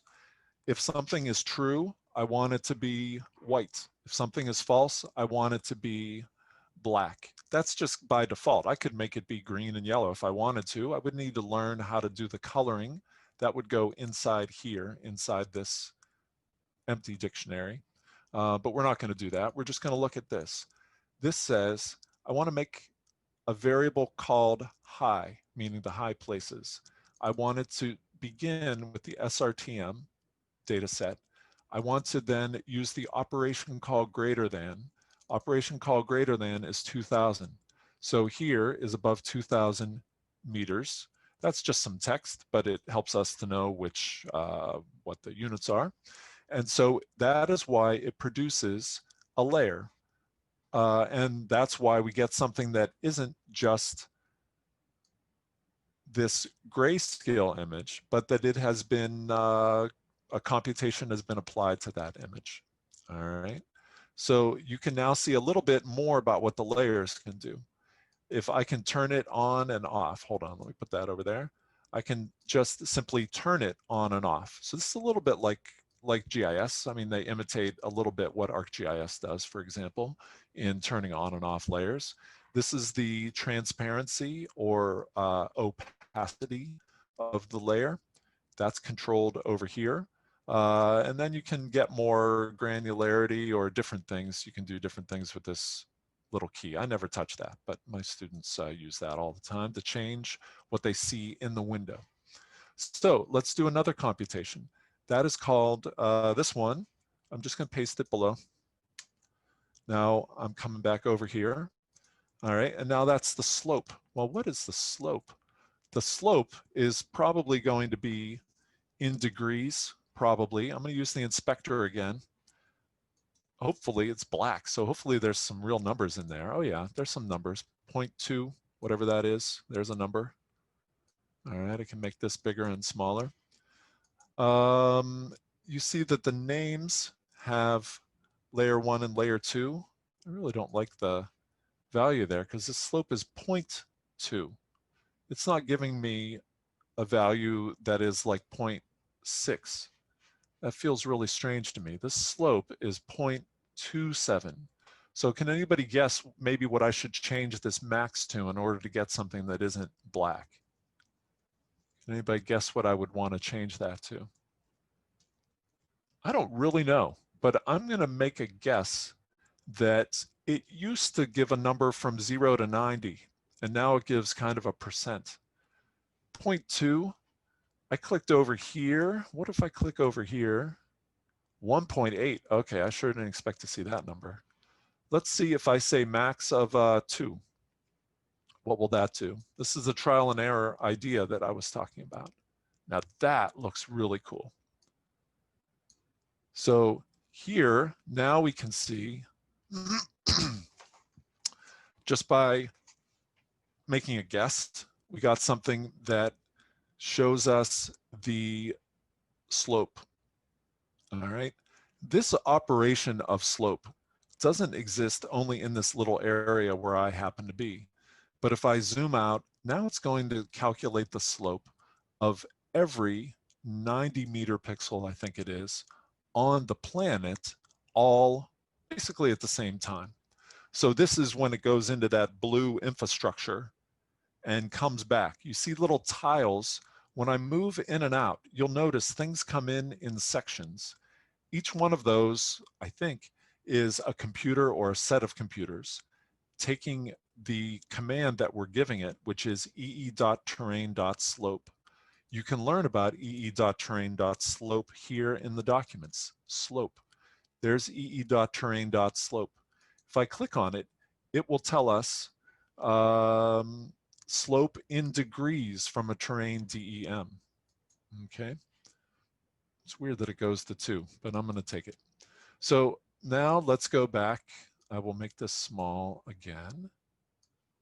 All right, we're at 1024. Definitely talked longer and less typing than I expected so far. So now we're going to go and paste these in and see what we get. All right. So what does that do? Let's look ahead and guess what that's going to do. It's going to make the SRTM. I'm going to probably delete those parts there. It works for you with 60. That's strange. It would make more sense that it worked with 60. I wonder why it didn't work for me. One thing that it could be doing is that from a great distance, on average, it needs to draw some value, and maybe on average, it is not very slopey. I don't know. So that's something we could learn about. I'm not sure why that is. Oh yeah, see, if I zoom in, that slope was there. Rich, why don't you try, and Rupesh, maybe try setting it back to the 60 like I have here and zoom in. So that blackness that we saw is just only, wow, that really looks like a brain right there. That blackness comes from the drawer needing to make a guess about the average value in every 4 pixels or every 16 pixels. It does look like from the docs that the slope is calculated in degrees, I believe. I thought it was percentage, but it's not. So now, if you want, you can search for a specific location if you want to. Now we're going to do a thing called a spatial reducer. A spatial reducer, you see this thing with the blue pixels. It's going to add up, maybe add them, maybe find the average, maybe the standard deviation. I don't remember. Let's look ahead and see. It looks like it's going to do the mean. See the word mean here? I bet it's going to do that. So I'm going to now get rid of all that code. You don't have to get rid of the code, but it means that there will be fewer layers to sort through. So I'm going to push that and see, okay, now what is this? Here's the reduce region.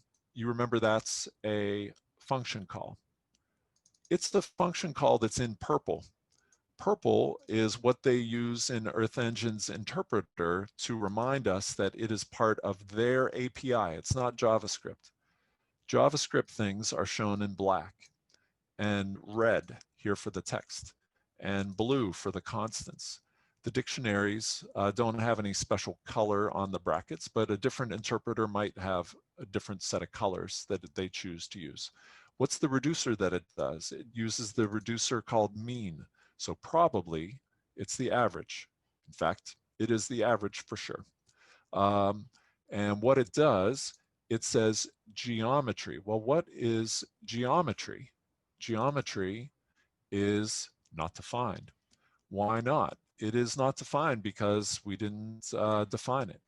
If we want, now I'm going to zoom in over here, and I say, I want to know, here's the state, United States state of Wyoming. I would like to know what's the average elevation of the state of Wyoming. I think it's, whoop, I didn't draw that very well, sorry. I will delete it by clicking on it and going here and deleting it. Yeah, sure, I want to delete it. So let's draw a rectangle like that. That's approximately where the US state of Wyoming is. That is comes in as a geometry, as a variable called geometry. That's going to match up with this parameter. And when I push run, now it's going to give me no error in the console. It's going to go and it says, this area is too big. We want to make sure, Google wants to make sure that we don't ask it what's the average elevation of the whole Earth. Because if you do that, it's probably by accident. There's a way that we can expand the number of pixels that it's allowed to do, but I think I'll just make the rectangle smaller.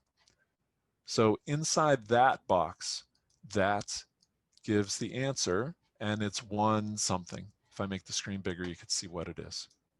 All right. Now we're going to go to the next stuff. The next stuff is loading and filtering a collection. A collection is a set of images.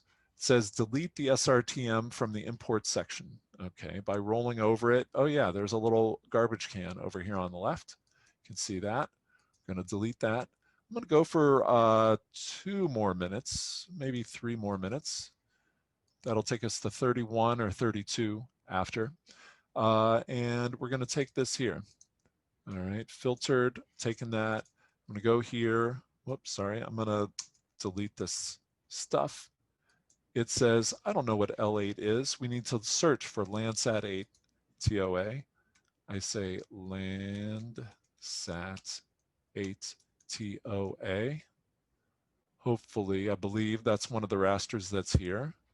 I'm going to take it. I'm going to click import just like we did for the SRTM. There it is. It comes in not called L8, but called some other name that they decided to pick, image collection. I'm going to call it my Landsat, capital L8. So if I do that, then I need to say here, not L8, but my L8. And if I run it,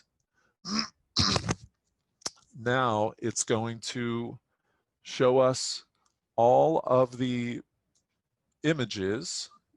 You'll notice we can have some returns here in the middle of the command. You can separate the parameters with the return if you need to. So everything between April 15th of 2013 and April 20th of 2013, what did Landsat 8 see? This is what it saw. But not just here, of course, across all of the Earth. And this is where the real power is.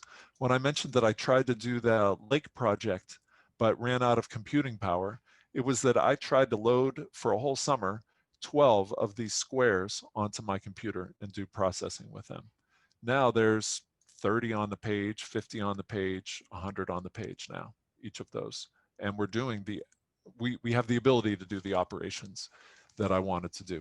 So now we're going to play with image bands. We'll start this for just a minute, and then we will take a break and come back, and we'll let you work on your own at your own speed on the other remaining items for today and ask us questions either out loud or in the chat. So we have this filter what do we do here? It looks like they want us to do the map.add layer a little more interestingly. So it's for that. Now I'm going to say run. It's going to draw that. Now I'm going to go and take the second line. Yeah, so we'll take this bolded line, map.add layer. Notice when we paste it in over here, it doesn't come in bolded. That's something that the interpreter watches for. The Landsat collection that is selected is the top of atmosphere. Every single image ever taken by Landsat 8. That's what is up here under my L8. That's every image, millions and millions of images. What we now do here is we say, I can't really mentally handle all of the images ever of Landsat. I really want to see ones just in April. All right.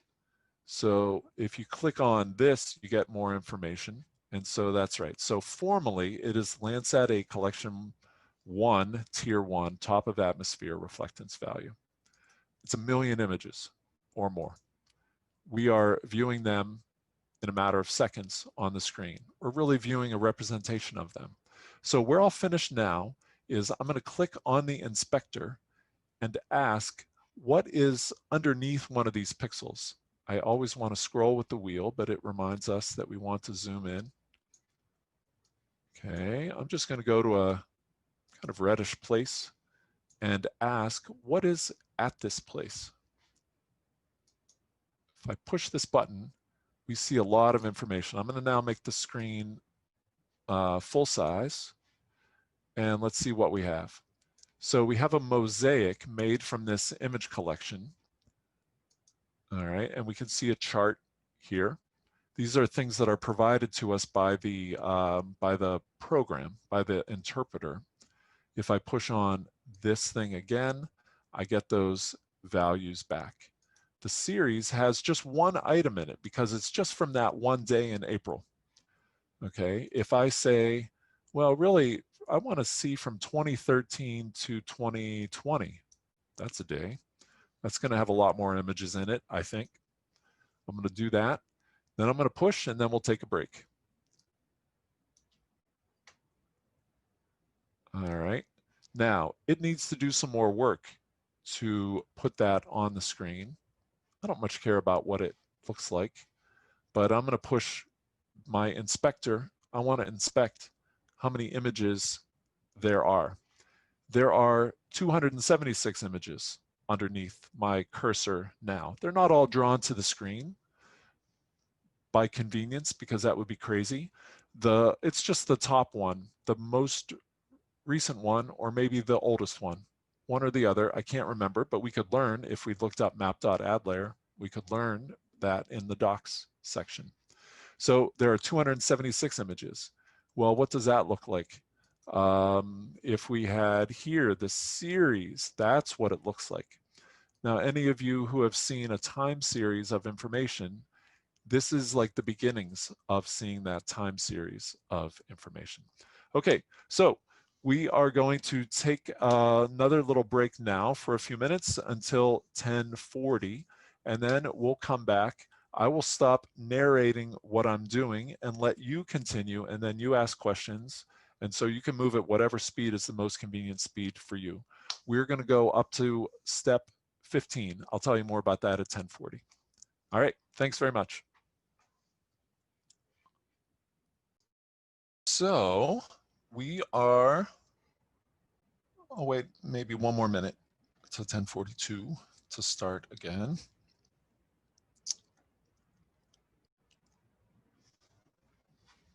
Okay.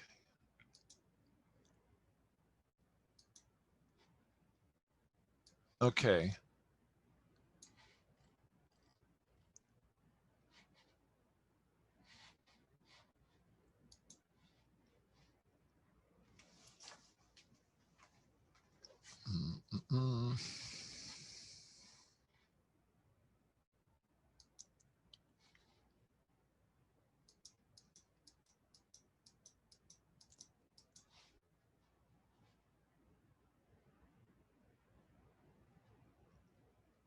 Okay, so Juan is asking, what's the best programming language to begin in? I think that JavaScript is much easier to start with. The reason is you have this visual interpreter that you can see your answers in. And to begin, I think that is just much clearer. There's maybe 20 things that you can learn visually in JavaScript for every one thing that you can learn visually in Python. Python has an advantage of being able to do loops offline and tasks offline. So if you have a large thing that you need to have written out, for example, like we do in our bulk stuff, we have that partly in Python. And for me, I like the JavaScript a lot better because I can make a picture like what you see here on the left in 2 seconds and learn what it is. So to understand capacities and the capabilities of what exists in Earth Engine, to me, I think it's just clearer. Maybe I'm a very visual in that way, but probably a lot of us in this world are visual people. Okay, so we are going to reconvene now. We are going to let you work, as I said, at your own pace from now until 12 o'clock and to ask questions anytime you want. What I want to first show you, hold on, I got to move these little windows out of the way. What I want to first show you is I clicked on the link that that Rylan put in. You see it here up at the top, or you may not see it. I'm looking at my chat. I'll move it over here. Now maybe you see the chat. So I scrolled up to where his thing was. He said, okay, if you feel more experienced and you want to play around a little more, here is a script, okay? I clicked on that script, here it is. I want to talk you through that script for just a minute, and then we will look at the amazing picture.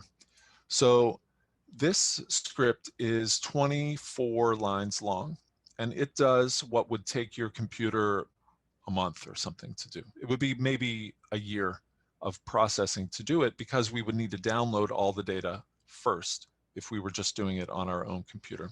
So let's look and see, what have we learned about that we could apply to understanding what this shows? All right, here is a function. It does something. I don't really know what it does. Kind of not something I'm too worried about. I'll close it with this little triangle that's here on the left. Here is a variable that creates or accesses an image collection. It accesses a predefined image collection. You can see that the way that you get to the name of an image collection is with a string. Okay, so we have a string. This happens to be the string. We can look it up in the documents or up here at the top for what that is. What it is 20 or so years. I'm not sure how many years. Oh, it says since 1990. No, that's not what it means. Sorry. It takes this calibrated lights. This is a series of satellites, I think, that is called the Defense Mapping Space Program, something like that. That's the DMSP. And it flies at night. So what it does is it just views the brightness of the Earth as it passes over. And unlike all of the Landsat images, again, it flies at night. So what can we do with those lights?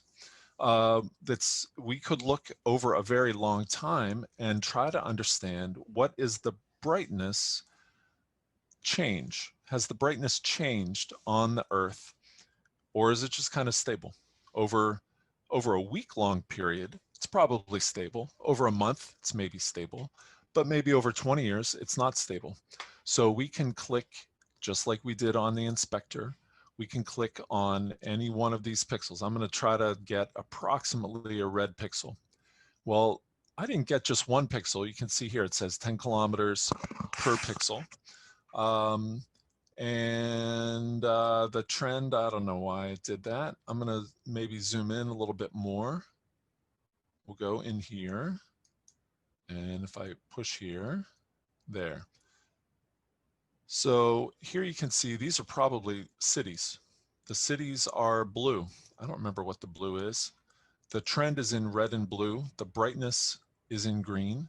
It's a pretty sophisticated set of scale, which is, I think, the slope, offset, which is the intercept, and the scale again, the brightness. I don't know. I don't remember, but we can look it up if we want to.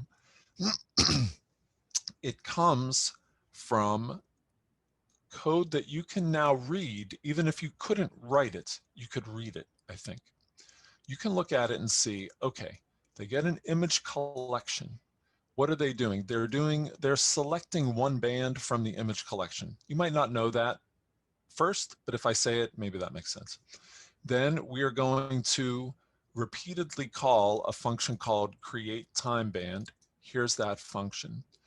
And that is part of the internal work in order to prepare it for this function. This function is called reducer.linearFit.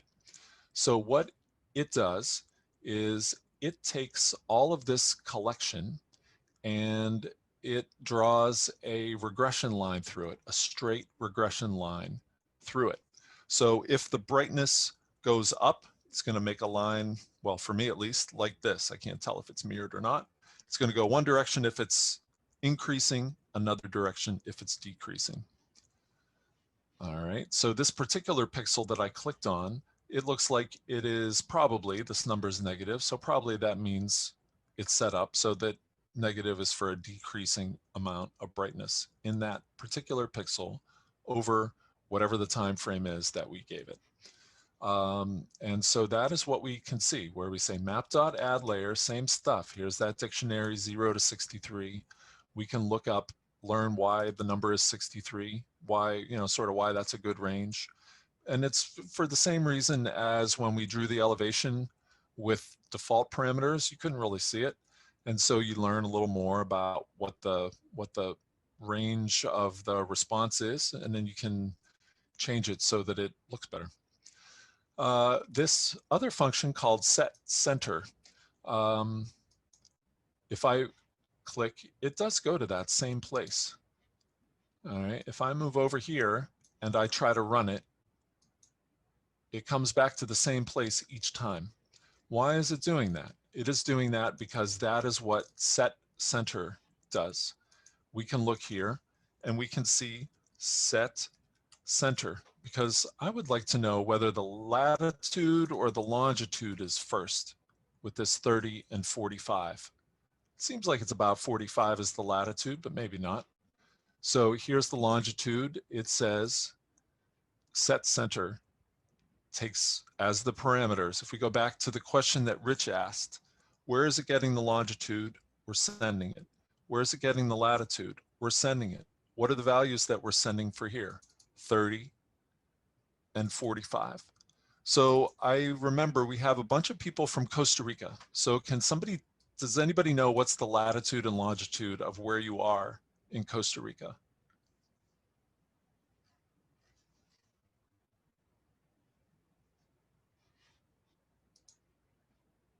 I'm going to make some bad guesses. I'm going to say Costa Rica, it's the northern hemisphere. How about 10 degrees? How about, oh, that's the longitude. Don't mean that. I mean, it is at negative 85 degrees. How about 83? Okay, so negative 83, 84. All right, and the latitude is at 10 degrees, let's say 9. Well, why not? Somebody did this work. Thanks for doing that there, Rafael. 9.7 and 83.7. It's negative because we're in the Western Hemisphere. Now I'm going to run this program as sort of adjusted program, and let's see where it goes. It goes where we told it to go, and that's pretty great. We can go back here, change the opacity by clicking that, verify where we are. You can zoom into, of course, like we're saying, anywhere in the world. We have done here, no, we haven't done any sort of filtering, but you can filter, you can constrain the space over which your image collection works. and you can also constrain the time over which your image collection works. In other words, which images you want to allow to pass through a filter. Okay, so that is just a little review of the linear fit. Okay, so Rylan, can you help me to get to that example script? Okay, I want to help Juan Pablo get to that script. Where did you go to get it? We're over in the scripts section. Everybody has that. You don't have maybe anything under owner. You maybe don't have anything under writer. I'm going to close that thing, or reader, but what you do have is everybody has examples. So Rylan, where's that at? Under examples, and then under image collection, and then it is called linear fit. Okay, it's called linear fit. So I'm going to do that, and it's going to bring us to exactly that same script, but the old version of the script that didn't send us to Costa Rica, but sent us instead to Romania. Okay. Now, if you want to impress people, also, this is a really, to me, it's a mind-blowing map. It has data from decades, all summarized in, how long does it take to draw? 3 seconds for the whole Earth, at whatever resolution the thing is, whatever resolution that defense mapping satellite is. All right, so let me encourage you to come back here to playing with the image bands. I'm going to now go quiet, and we will look for questions from you. And we really want to encourage you, if you get stuck on something, please ask us so that we can talk through it with you. And getting from here, section 6 and 7, getting all the way down to section 15 and finishing that where it says some future ideas. That's where we want you to get to for today in preparation for the stuff that we'll build on tomorrow. Jeff, can I make a few questions? Sure. As they are going through the exercises, maybe, can you talk a little bit more about the mosaic function that is built in GE and that is used in some of these exercises? Yeah, actually, I might ask Rylan, have you used the mosaic function? I think I kind of don't remember, I'll be honest. I can look it up, and I will look it up. But Rylan, you maybe ran it in one of these scripts recently, right? Yes, I don't know that I can just rattle off facts about it at the top of my head.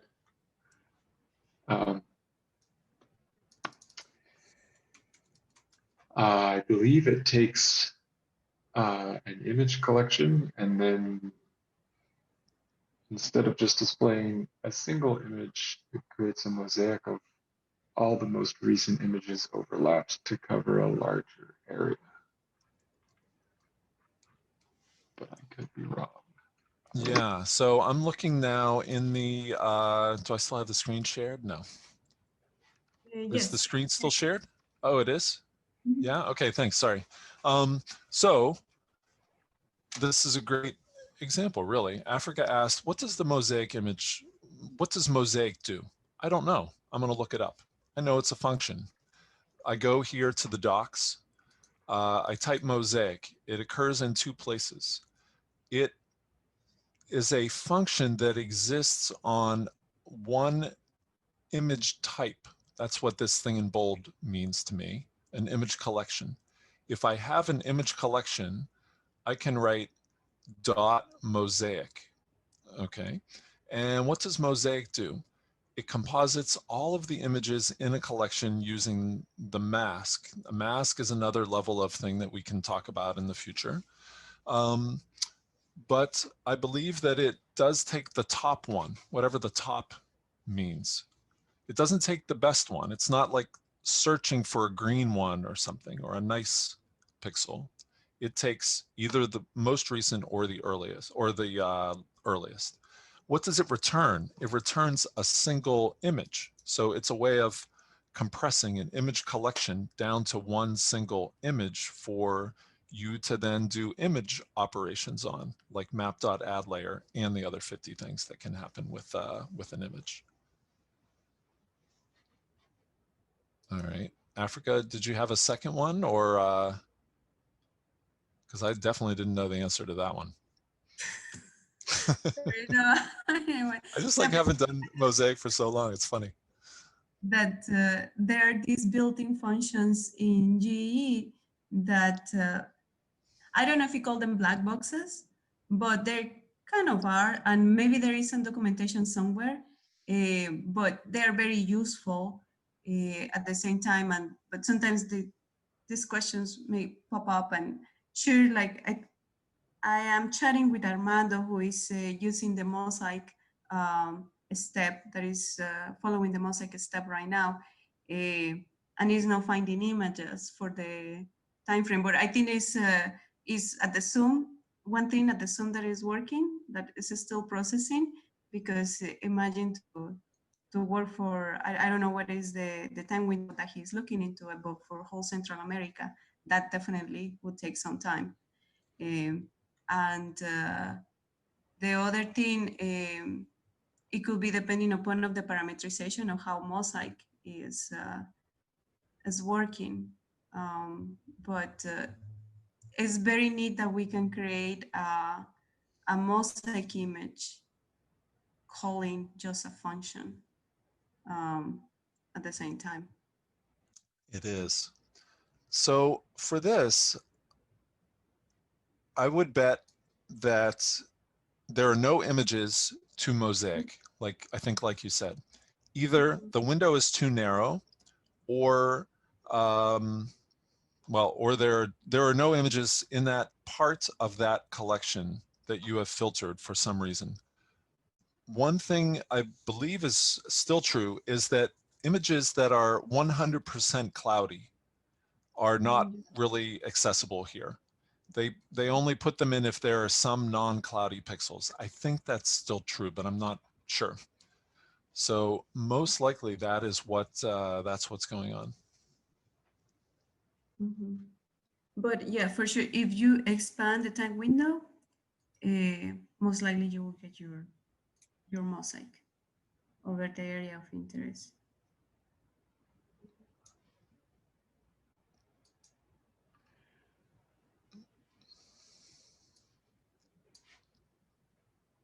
But if anyone has more details about the mosaic built-in function.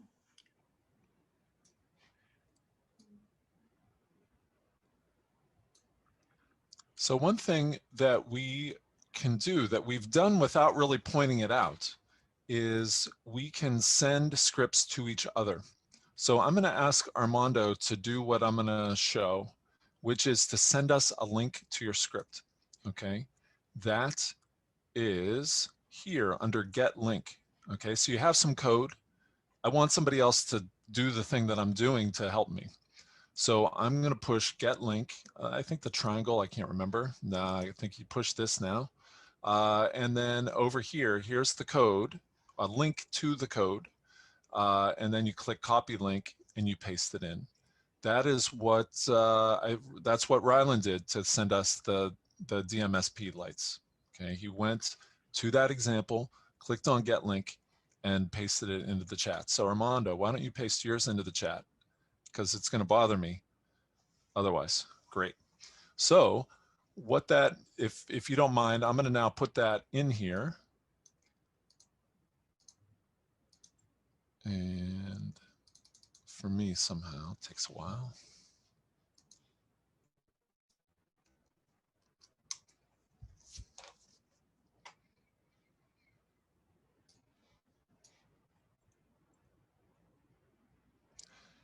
Your filter is very small. There's only 5 days in it. It's in line 28. You only have 5 days in that.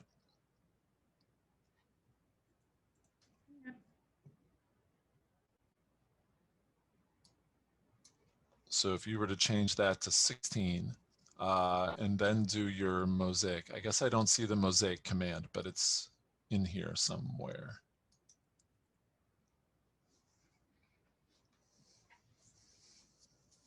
RGB and false color.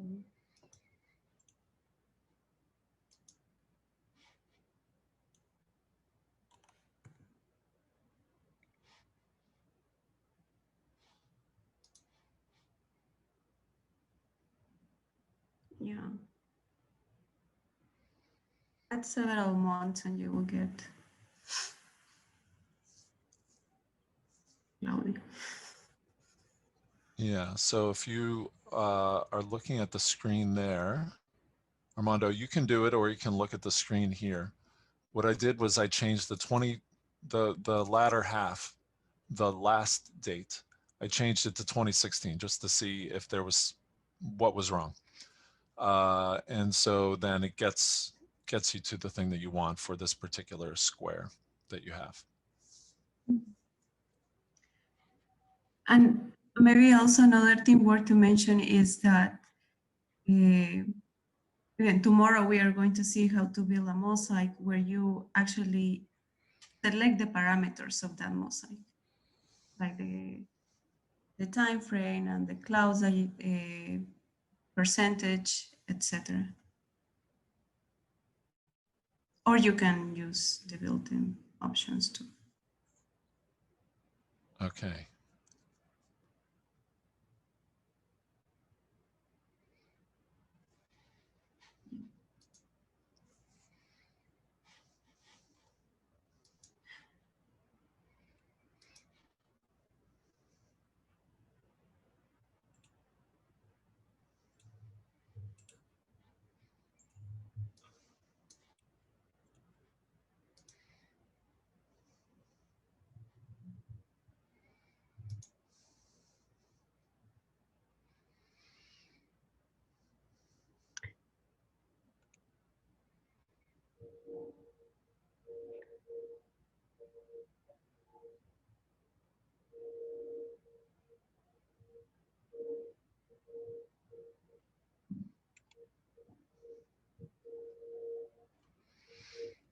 Jeff, may I ask another question? Sorry. Yeah, great. No, it's no fun if it's all quiet, so that's good. And it is related to the steps. So when we are calculating the NDVI, and that is added as a band as well. Mm-hmm. All that is great, but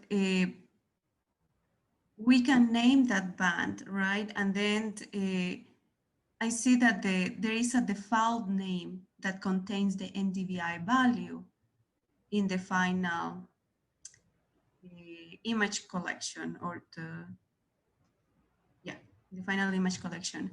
And I was wondering if we have add a band, we have add the variable NDVI, but the band name is ND instead of NDVI. Well, I know that we are not naming it NDVI, but first, can we name the band so we, or why we are using our ND band name, just if.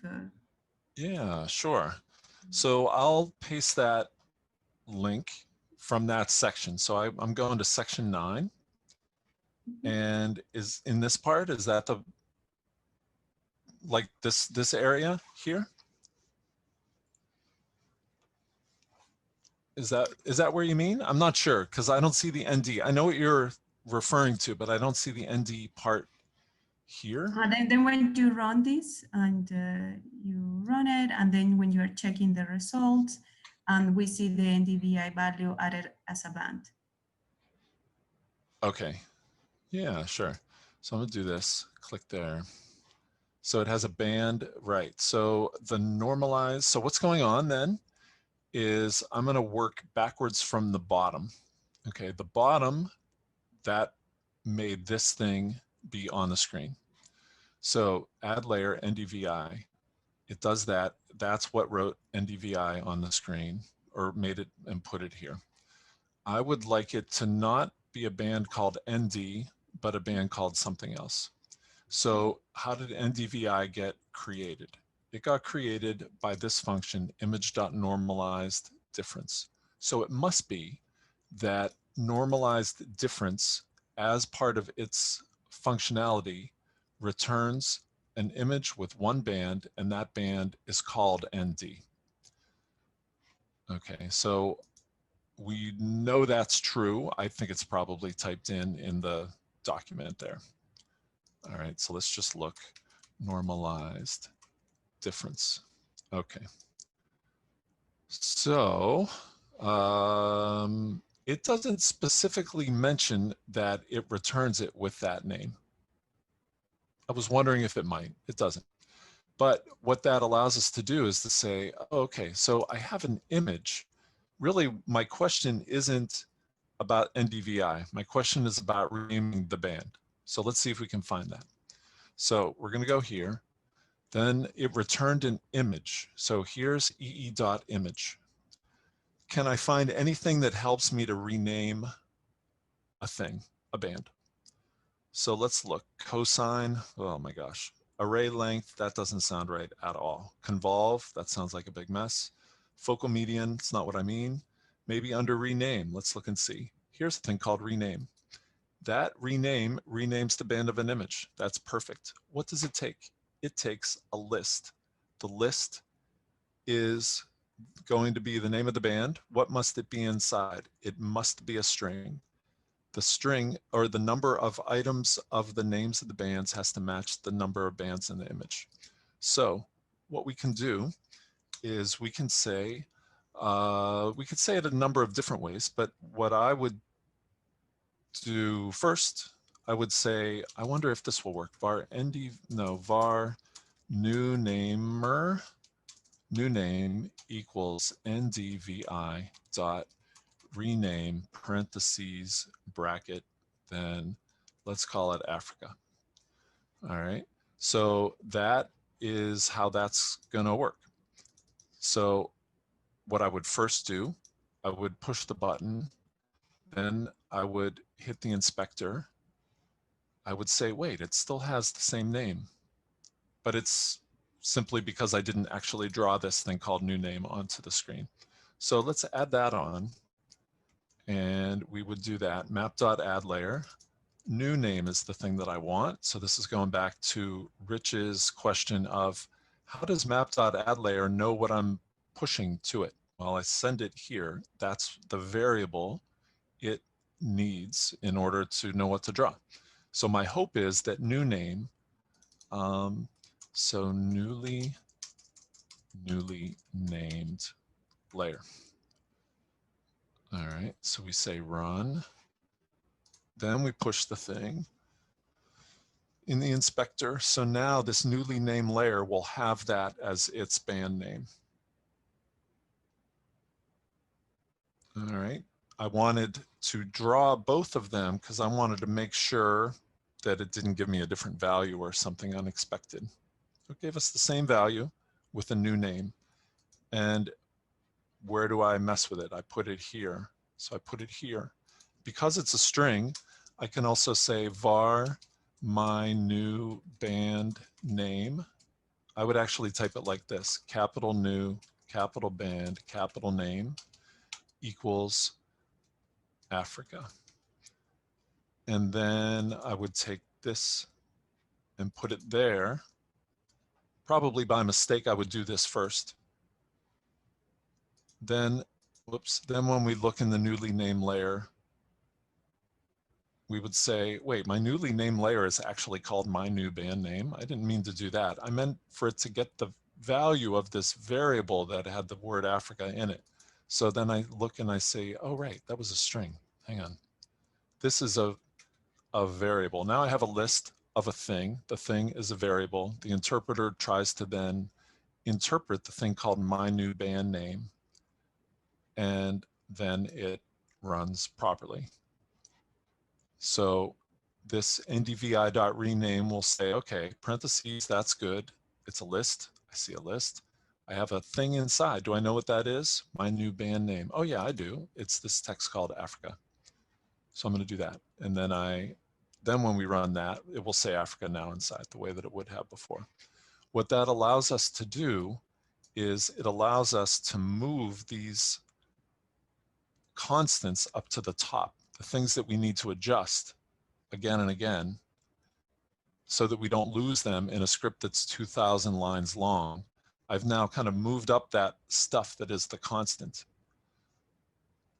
Okay, so that 1 NDVI. Of course, we can call it whatever we want inside here. And now I don't need to expressly remember exactly where I set it, where I set that name. I just have all that stuff up at the top. All right, so does that make sense, Africa?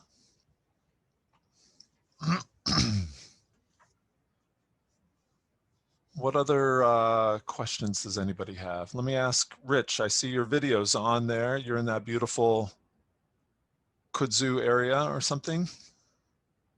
Can't tell. Oh, you're in Maryland. Am I remembering that right? I forget. That's, yeah, that's I'm in these are the mangroves from the island of Yap in the Federated States of Micronesia. Wow. One of our study sites. Okay. Ah, that's great. So where are you at, and what's your question? Do you have a question? No. I think you just you called on me. And I know. No, sorry. a- I totally did call on you and demanded a question. I don't really. You may not have a question. That's fine. No, I'm just working through you wanted us to go through exercises 6 through 15, I think, right? Yeah, that's right. Okay, I'll let you get back to it. Maybe I do have a question though. When you pulled up, so a lot of the work I do is on Pacific Islands, and I noticed when we filtered the dates to April 15th to April 20th of 2013, there's all these swaths of the images, but none of them cover the islands that I work on. So I guess my question is, how can, if you have an area you're working in, how can you find the images for that area?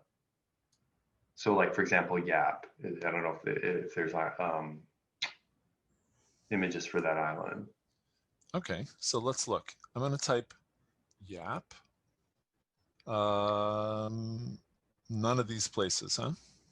No. Maybe Federated States of Micronesia, that might be. All right, so we're going to go there. It's going to zoom us to that spot. Now, let's take the script that Armando sent to us a minute ago. All right, so that's there. Okay, come back here. We're going to go here, paste it in up here. Okay, because I remember Armando's script was good, but it had too tight of a constraint here on the dates. So let's change this to be 2016. And of course, we don't need to filter it at all. We can just ask for it. Okay, all right, his thing had the location already set. Micro, we'll go back to Micronesia here. So help me know where to go. I know Borneo.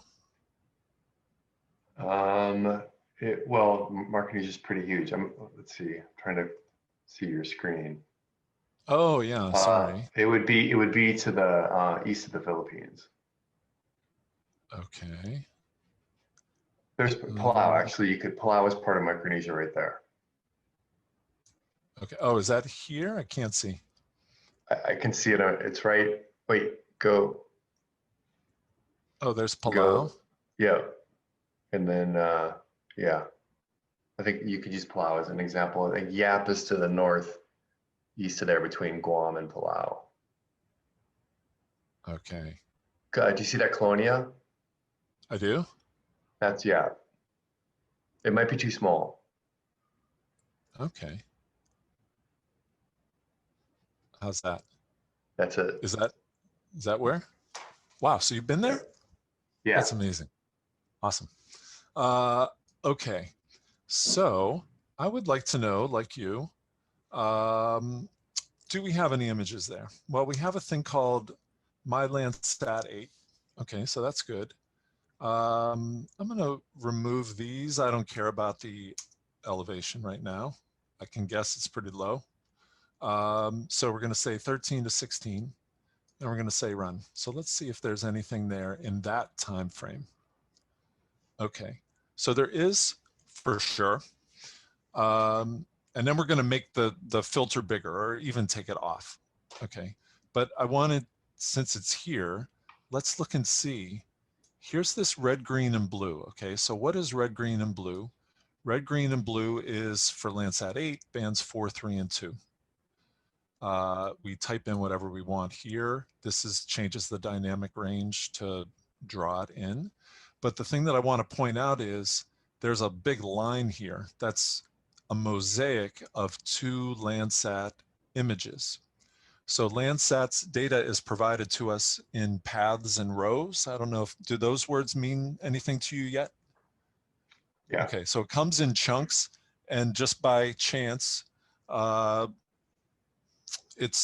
is cut in half. It's at the border of 2 things, which is an informal mapping rule that anything interesting happens at the intersection of 2 or more maps. So that's great. So there's 2 things that will eventually be a little complicated, but let's look and see in the inspector. I'm going to click on this, see how many images there are. All right, so 12 bands, I think it said 7 images for that 3-year time frame. Now they're not all clear, right? But they exist. They very definitely exist. So we can look for, I want to get the dates that's here with the series. You can get that here. So here's where the dates are. All right. So May, October, the next April, January, following year. So about 2 per year I'm seeing. Okay. That are uncloudy enough to include under this spot that I clicked. We might have a different answer under this spot, but the satellite is passing from the northeast to the southwest. And so probably the dates will be the same because it's really the same image, just cut into 2 different parts. So I guess, so I think you answered my question. Like, so you zoom in into the area that you're interested in, but then it just sounds like it's sort of a guessing game with the filter data, or I guess if you pulled the dates out of the filter date, then you probably see the Landsat data, but it's still, there's no way to like search to find out what dates you have the data for. It's sort of a guessing game.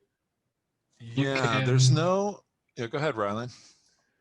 If you're just interested in a specific place and you want all the images of that place, instead of filtering by date, you can filter by bounds. So you could go to geometry imports and draw a polygon around the island of Yap, and then filter the Landsat 8 image collection by that geometry that you put on the map without filtering by date, and then it will return all the images within Landsat 8 from any date that covered that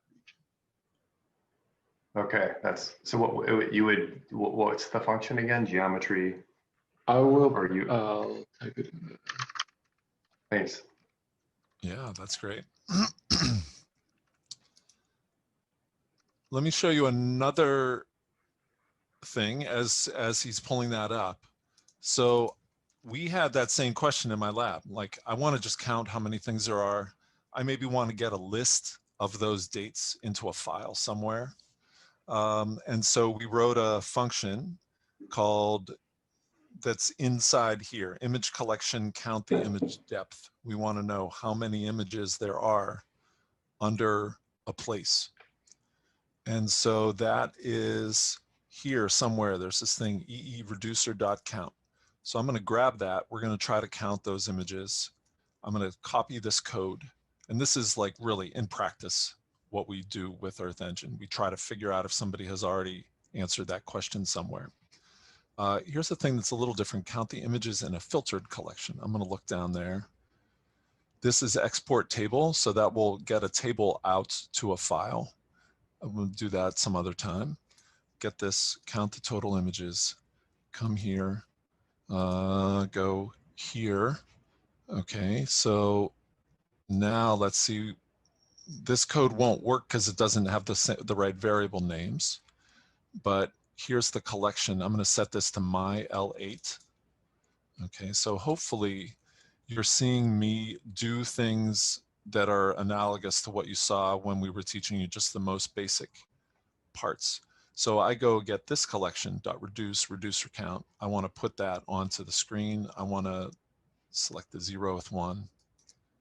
And let's see. So here it says there are 12, I guess. That doesn't feel right, but no,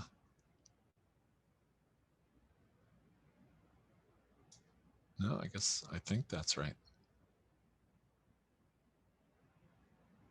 I think so. No, maybe that's for the inspector. Pixels, false color. There, the count is 74. That's just the count, okay? That call, reducer.count, is what is used to make the picture that Africa showed when she talked about the image depth and there being millions of images. So if we zoom out, you can see the beginnings of that figure that she showed. Now, this isn't writing those to writing the names, it's just counting. All right, so I'm going to come back in over here. And Rylan, you're going to maybe send the bounds, it sounds like. So here's another thing. Get the names of all of the images matching a filter. So what this is a module that we wrote. And really what it is somebody figured it out and we said, you know what, we should save that. Let's save that and put it into our list of modules. And so, yeah, I'll convert that, get rid of it. Okay, here's the thing. So now I see that it's going to expect something called the region of interest. Wherever that is located, that's not what I'm interested in. So I'm going to remove it. And now I'm going to draw my own region of interest, which is your region of interest. I'm going to put a box around here. It's going to come in. It's going to be called the word geometry. But I'm going to guess that if I type ROI here, which is like how we changed the elevation to SRTM, that somewhere in this file, it's using ROI. I'm just guessing, and we didn't write any documentation for this function at all. So I'm going to push this button. Console, the list must be positive. That is because it's looking for old images, Landsat LM4.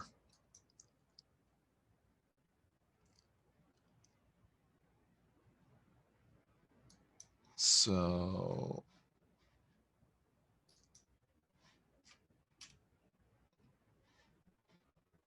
I want the Landsat 8.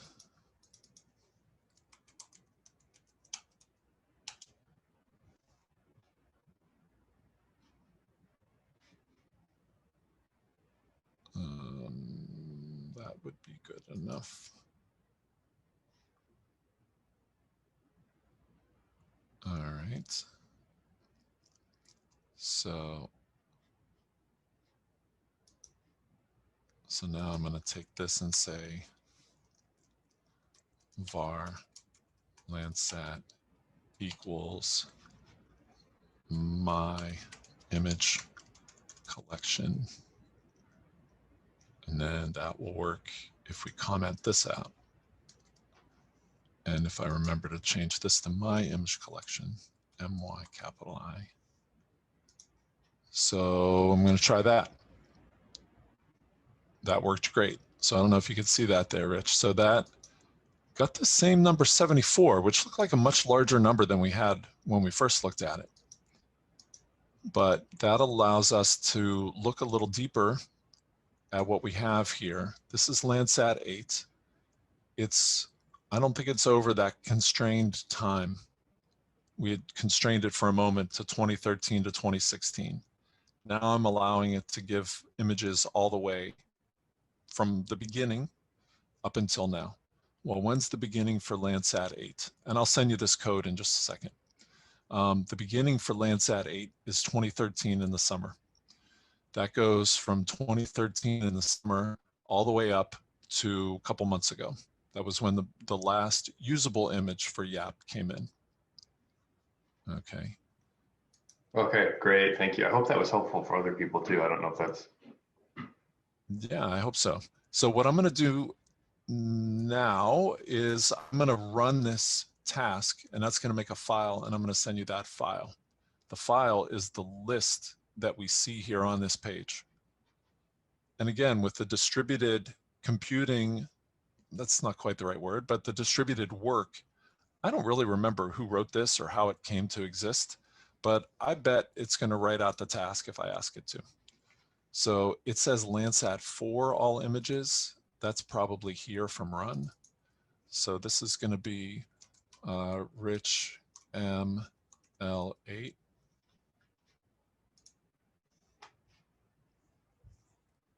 All right, so now I push on run. This is the task manager. Here it's going to say rich ML8 all images. I don't know why it says 2709. Somewhere that's also a string somewhere, some number. I don't think it matters. And it's going to give us a CSV. So I'm going to run that. I'm going to take off this 2709 business. I'm going to say YAP and then 2013 to, what was it? June 2020. May not contain this. Probably. No, and dashes, no spaces.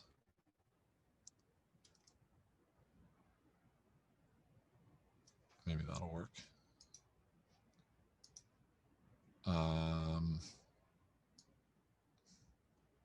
Rylan, can anybody see the mistake that I'm making here? It says dashes are okay.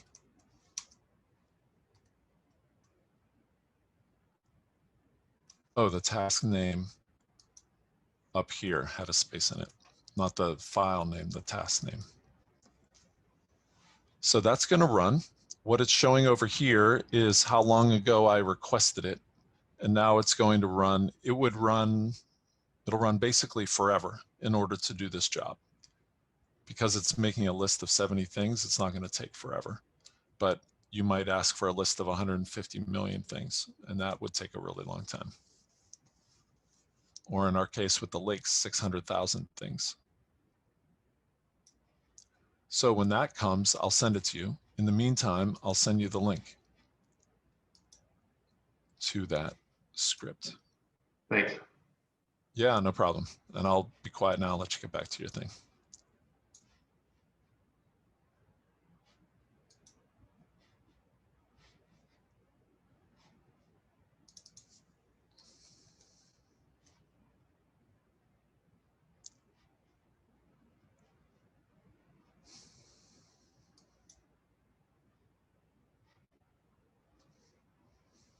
Here's the place where it put in the dash incorrectly here, or the space. Bet if we take that out.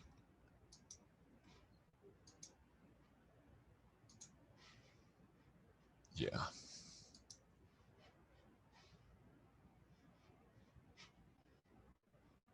Okay, so that we don't need. This now we can send it to you. Code.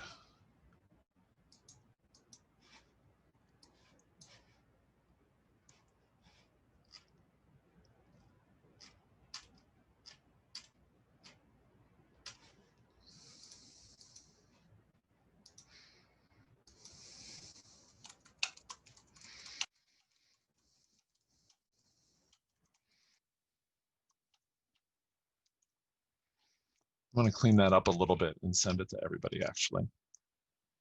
Run is var my name equals, oops.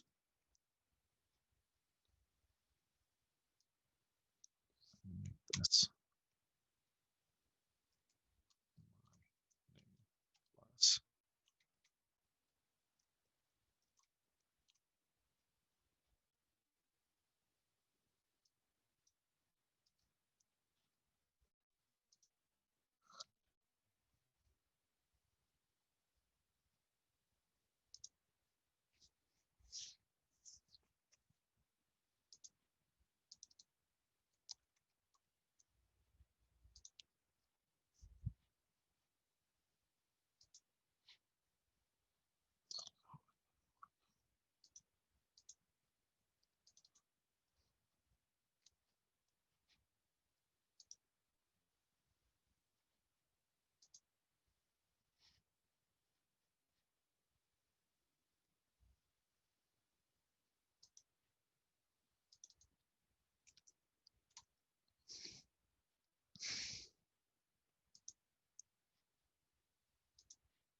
Okay, so now finally, Rich, I'm going to send you and everybody else that same function to count the number of images in your area and return the dates.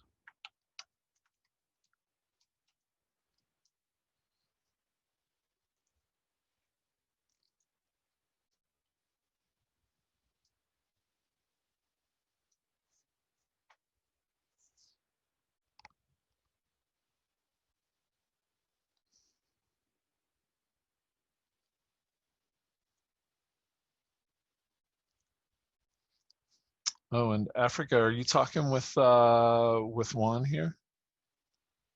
Do you see that? Okay, Yes. Yeah. great, thanks.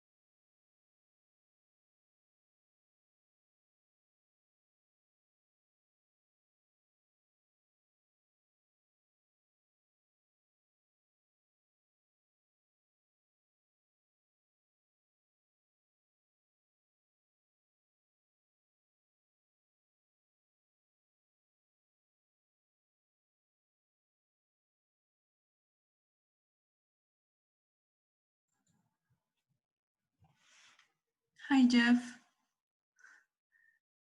Just to share maybe the question that Juan had, and I don't know if you would like to show. Oh, you're on mute.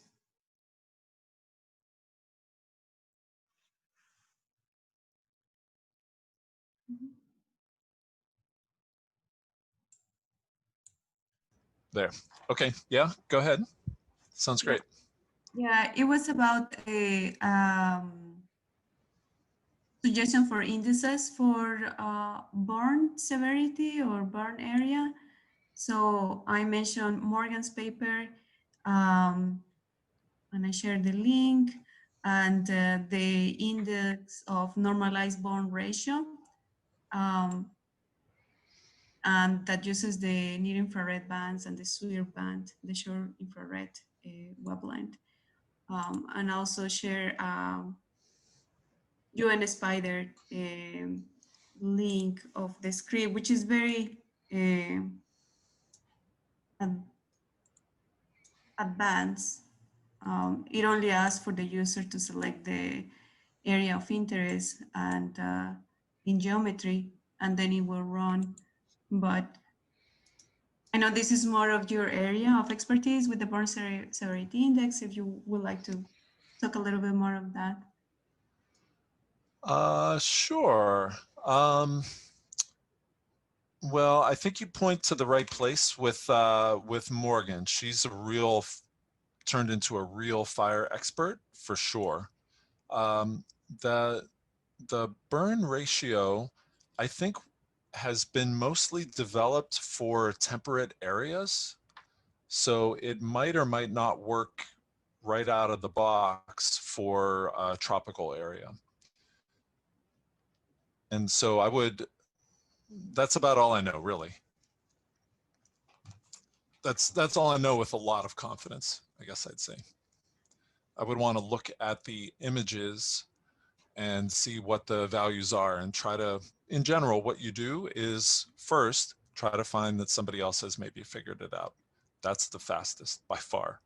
But then if not, in your particular area, try to look at the band values and then see which ones are the most different, you know, the biggest loud difference between before and after, and then build an index out of it. But it's by far better to find an existing index. The burn ratio, I'm not sure, because I think it was developed for, well, it's at least the thresholds that I've seen are for Canada. So it could be that it's a good ratio everywhere, but the thresholds are different.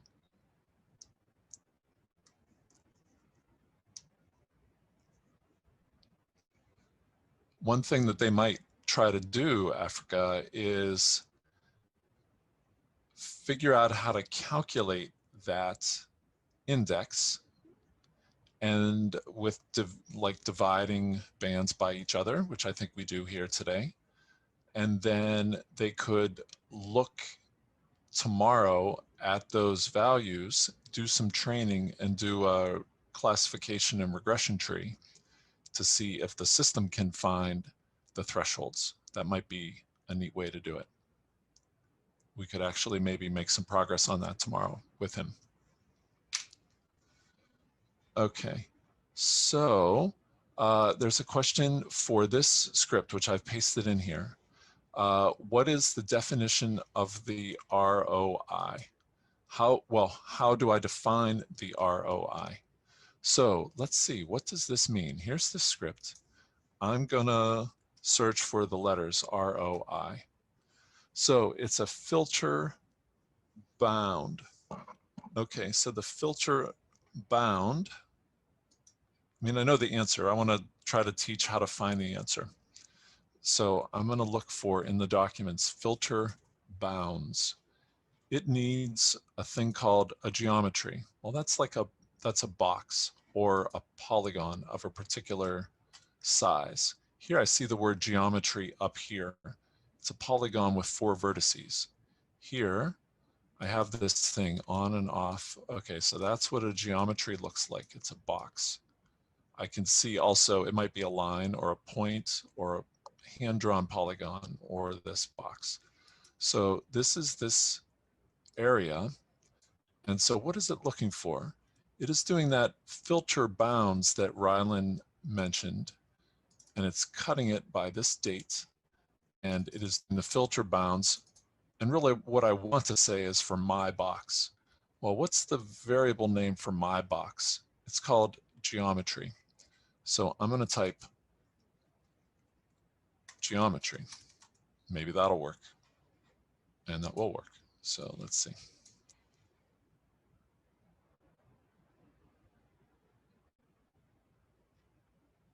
Okay, so at least it didn't break. Oh, you can't see my screen. Oh yeah, that's right. Sorry, I shut it off. Thanks, Monica.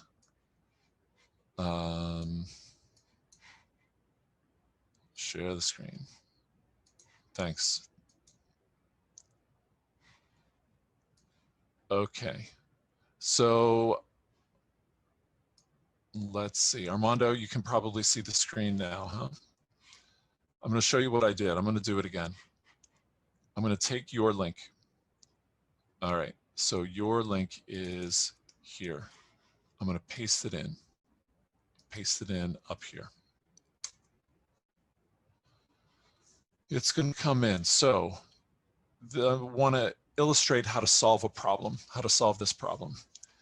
I run it and it says ROI is not defined in this scope. Well, we've seen that phrase in the scope before, but for sure, whatever this text is, it must appear in this program. Let's try to find it. I'm going to find ROI. Okay, there. It's a thing called filter bounds. Filter bounds. I don't really know what that does, even though Rylan knows what it does. I don't think I've ever actually used that. I'm going to go, maybe I should. I'm going to go over here to the docs, and I'm going to, here it says filter methods. I'm going to search for the word filter bounds and see, what is this thing expecting? Filter bounds. Where am I? There's a couple things called filter bounds. A feature collection. I've never heard of that. That's probably not it. So it's probably the image collection. What is it expecting? A geometry. What is a geometry? That's here. That's this. Okay, and so what I mean is my own box for my own area. That's this thing. So I wonder if I type the word in purple, geometry, if I put that here, I wonder if that might work. Geometry. Now I'm hopefully I'm asking it to filter out images that are outside of my box area. So I'm going to say run.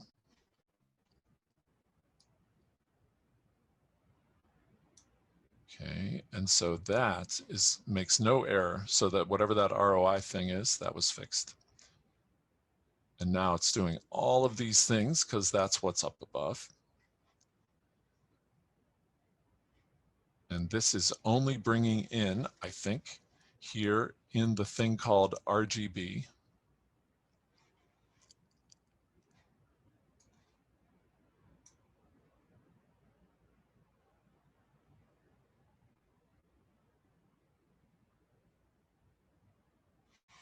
Okay, and so that's what it does, Armando. Does that make sense?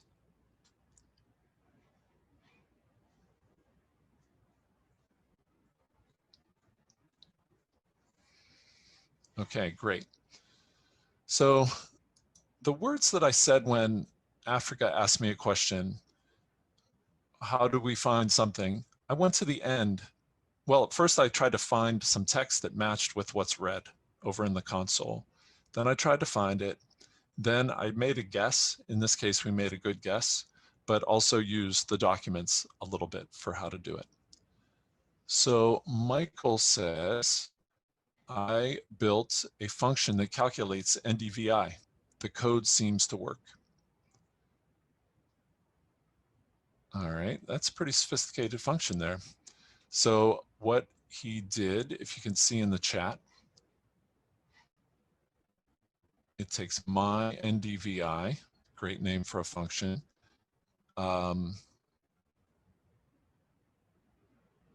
It is a function that takes an image. Ronlin, can you see that in the chat? It's weird that that you can have something before the parenthesis there. I don't know if you can see that for the NDVI. What do you think is weird? I don't know. Maybe I'm just kind of forgetting the definition name for a function, but I guess that can be there, huh?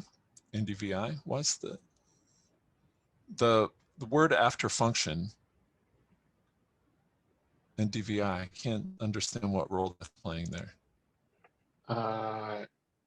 He's creating the function and then also assigning it to a variable. So I think my NDVI and lowercase ndvi should both do the same thing. Oh, they're both functions, maybe. Yeah. Yeah, okay. Well, it works. I think it sounds like it works great. It selects those two bands, subtracts near infrared, subtracting the red and dividing. Seems great. The order of operations goes from left to right. And so the red gets subtracted from the near infrared first, which is good.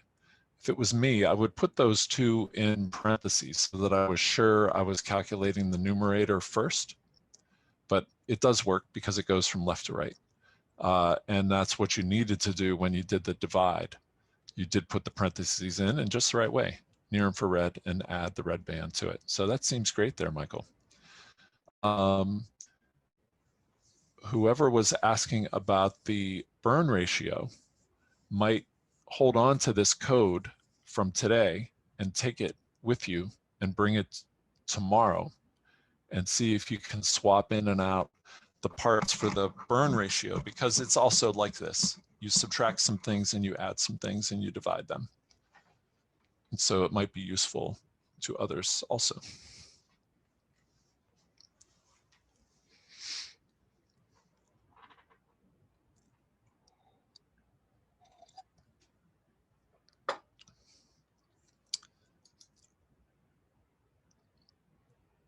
Okay, so let's see. We have about 10 minutes left. I'm wondering if you could please type in the chat, what number are you on in the steps? If you're on 15, you're done. We ended at about 6 or 7, so some number between those two numbers. If you could type that in here to help us to know where you are, which will help us for tomorrow.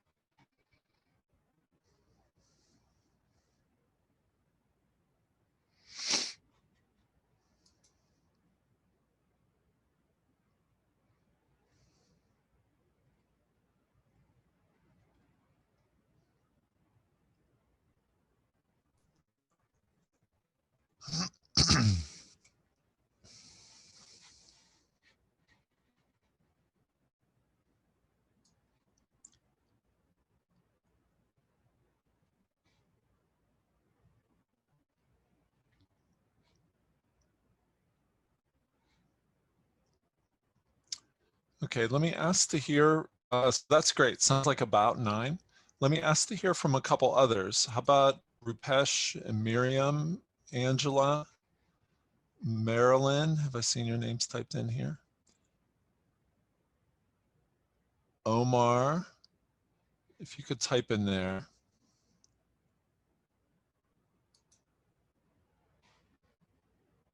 Yeah. Thanks, Rylan. It did feel weird, right? It's sort of done twice, so it works fine. But okay, Angela and Rupesh, that's great. Okay, section 13, Also good.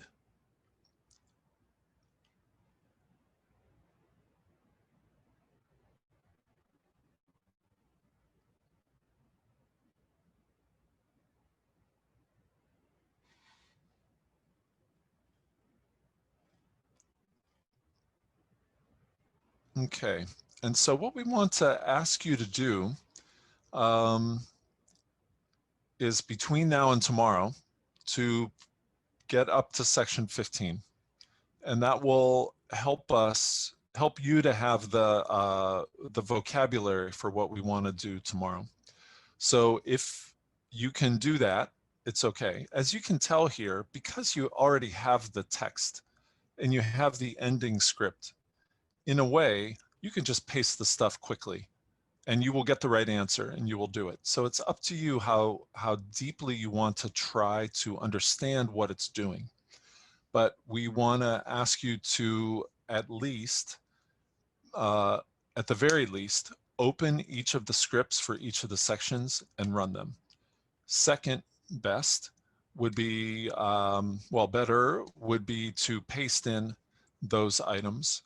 And the very best would be to paste in those items and try to change something on each step so that you can learn what moves and what doesn't move. So with seeing Omar on section 16, maybe you and Africa could communicate about what parts of that are clearest and what are maybe not clear. That's a relatively new section for us. And so you only have to go up to 15. 16 is great. It may change a little bit between today and tomorrow. We might refine a little bit of the text there.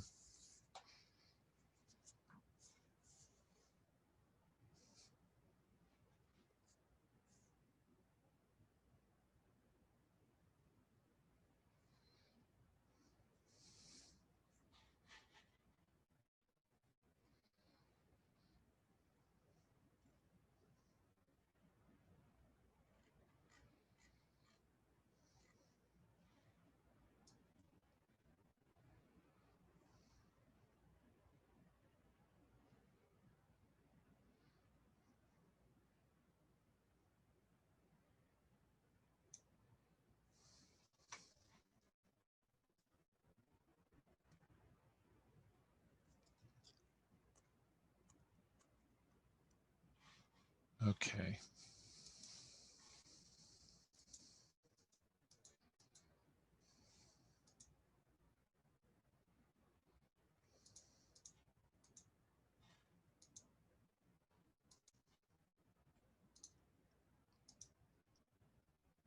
Okay, so we have 5 more minutes to go. I'm going to bring us back to the Earth Engine training sort of part 1, okay, just for a minute or two, and just refresh us on what it is that we're hoping that you learn today. So let's go back here. When we began, who was here today? Okay, we got people from all over the place. It's probably quite late in some of these places right now. So if you are gone already, that seems fine.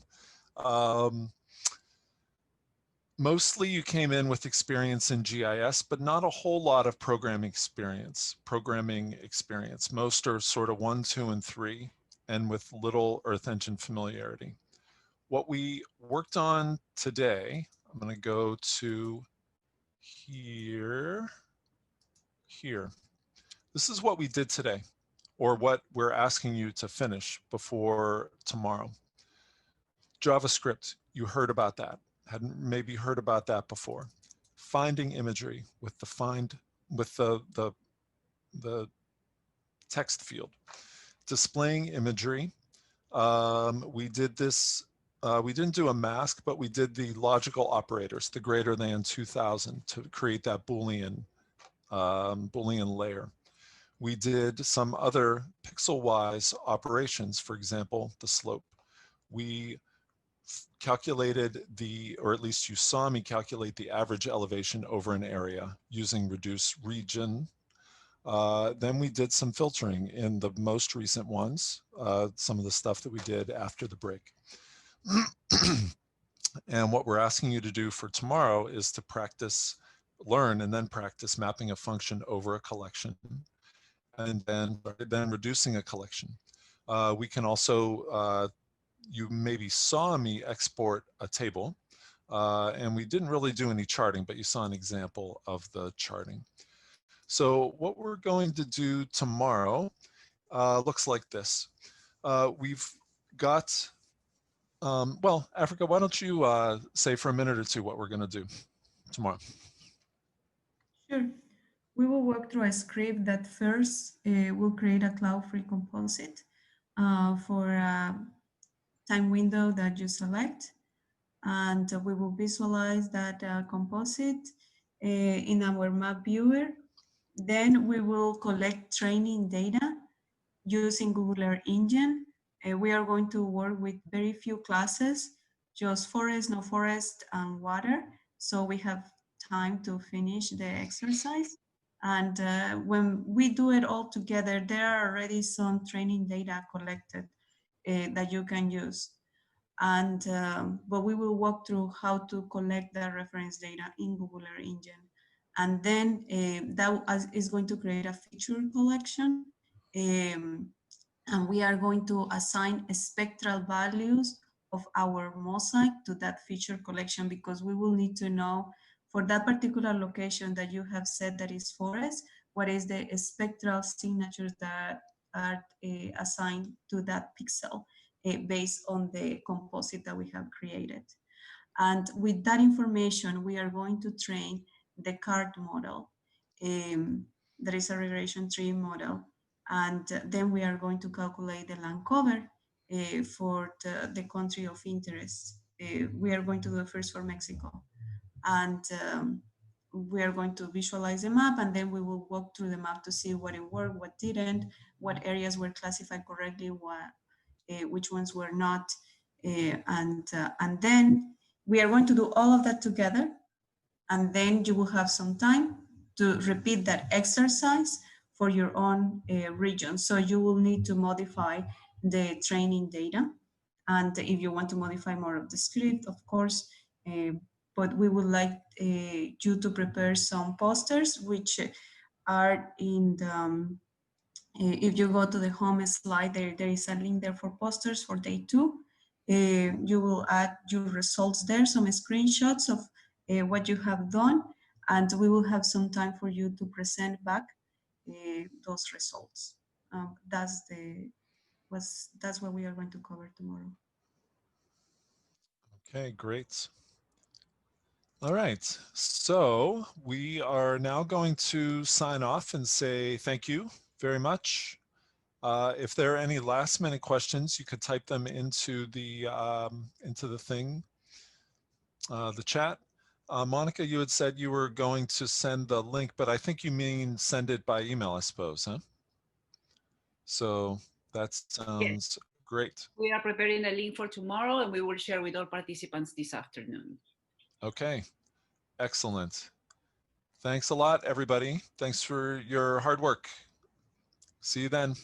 Thank you. Bye-bye. All right. Bye-bye. Thanks, everybody. Bye. Thank you, Jeff, Africa, and Rylan. Thanks, Sylvia. Vemos mañana. Ending now. Bye-bye. Bye-bye.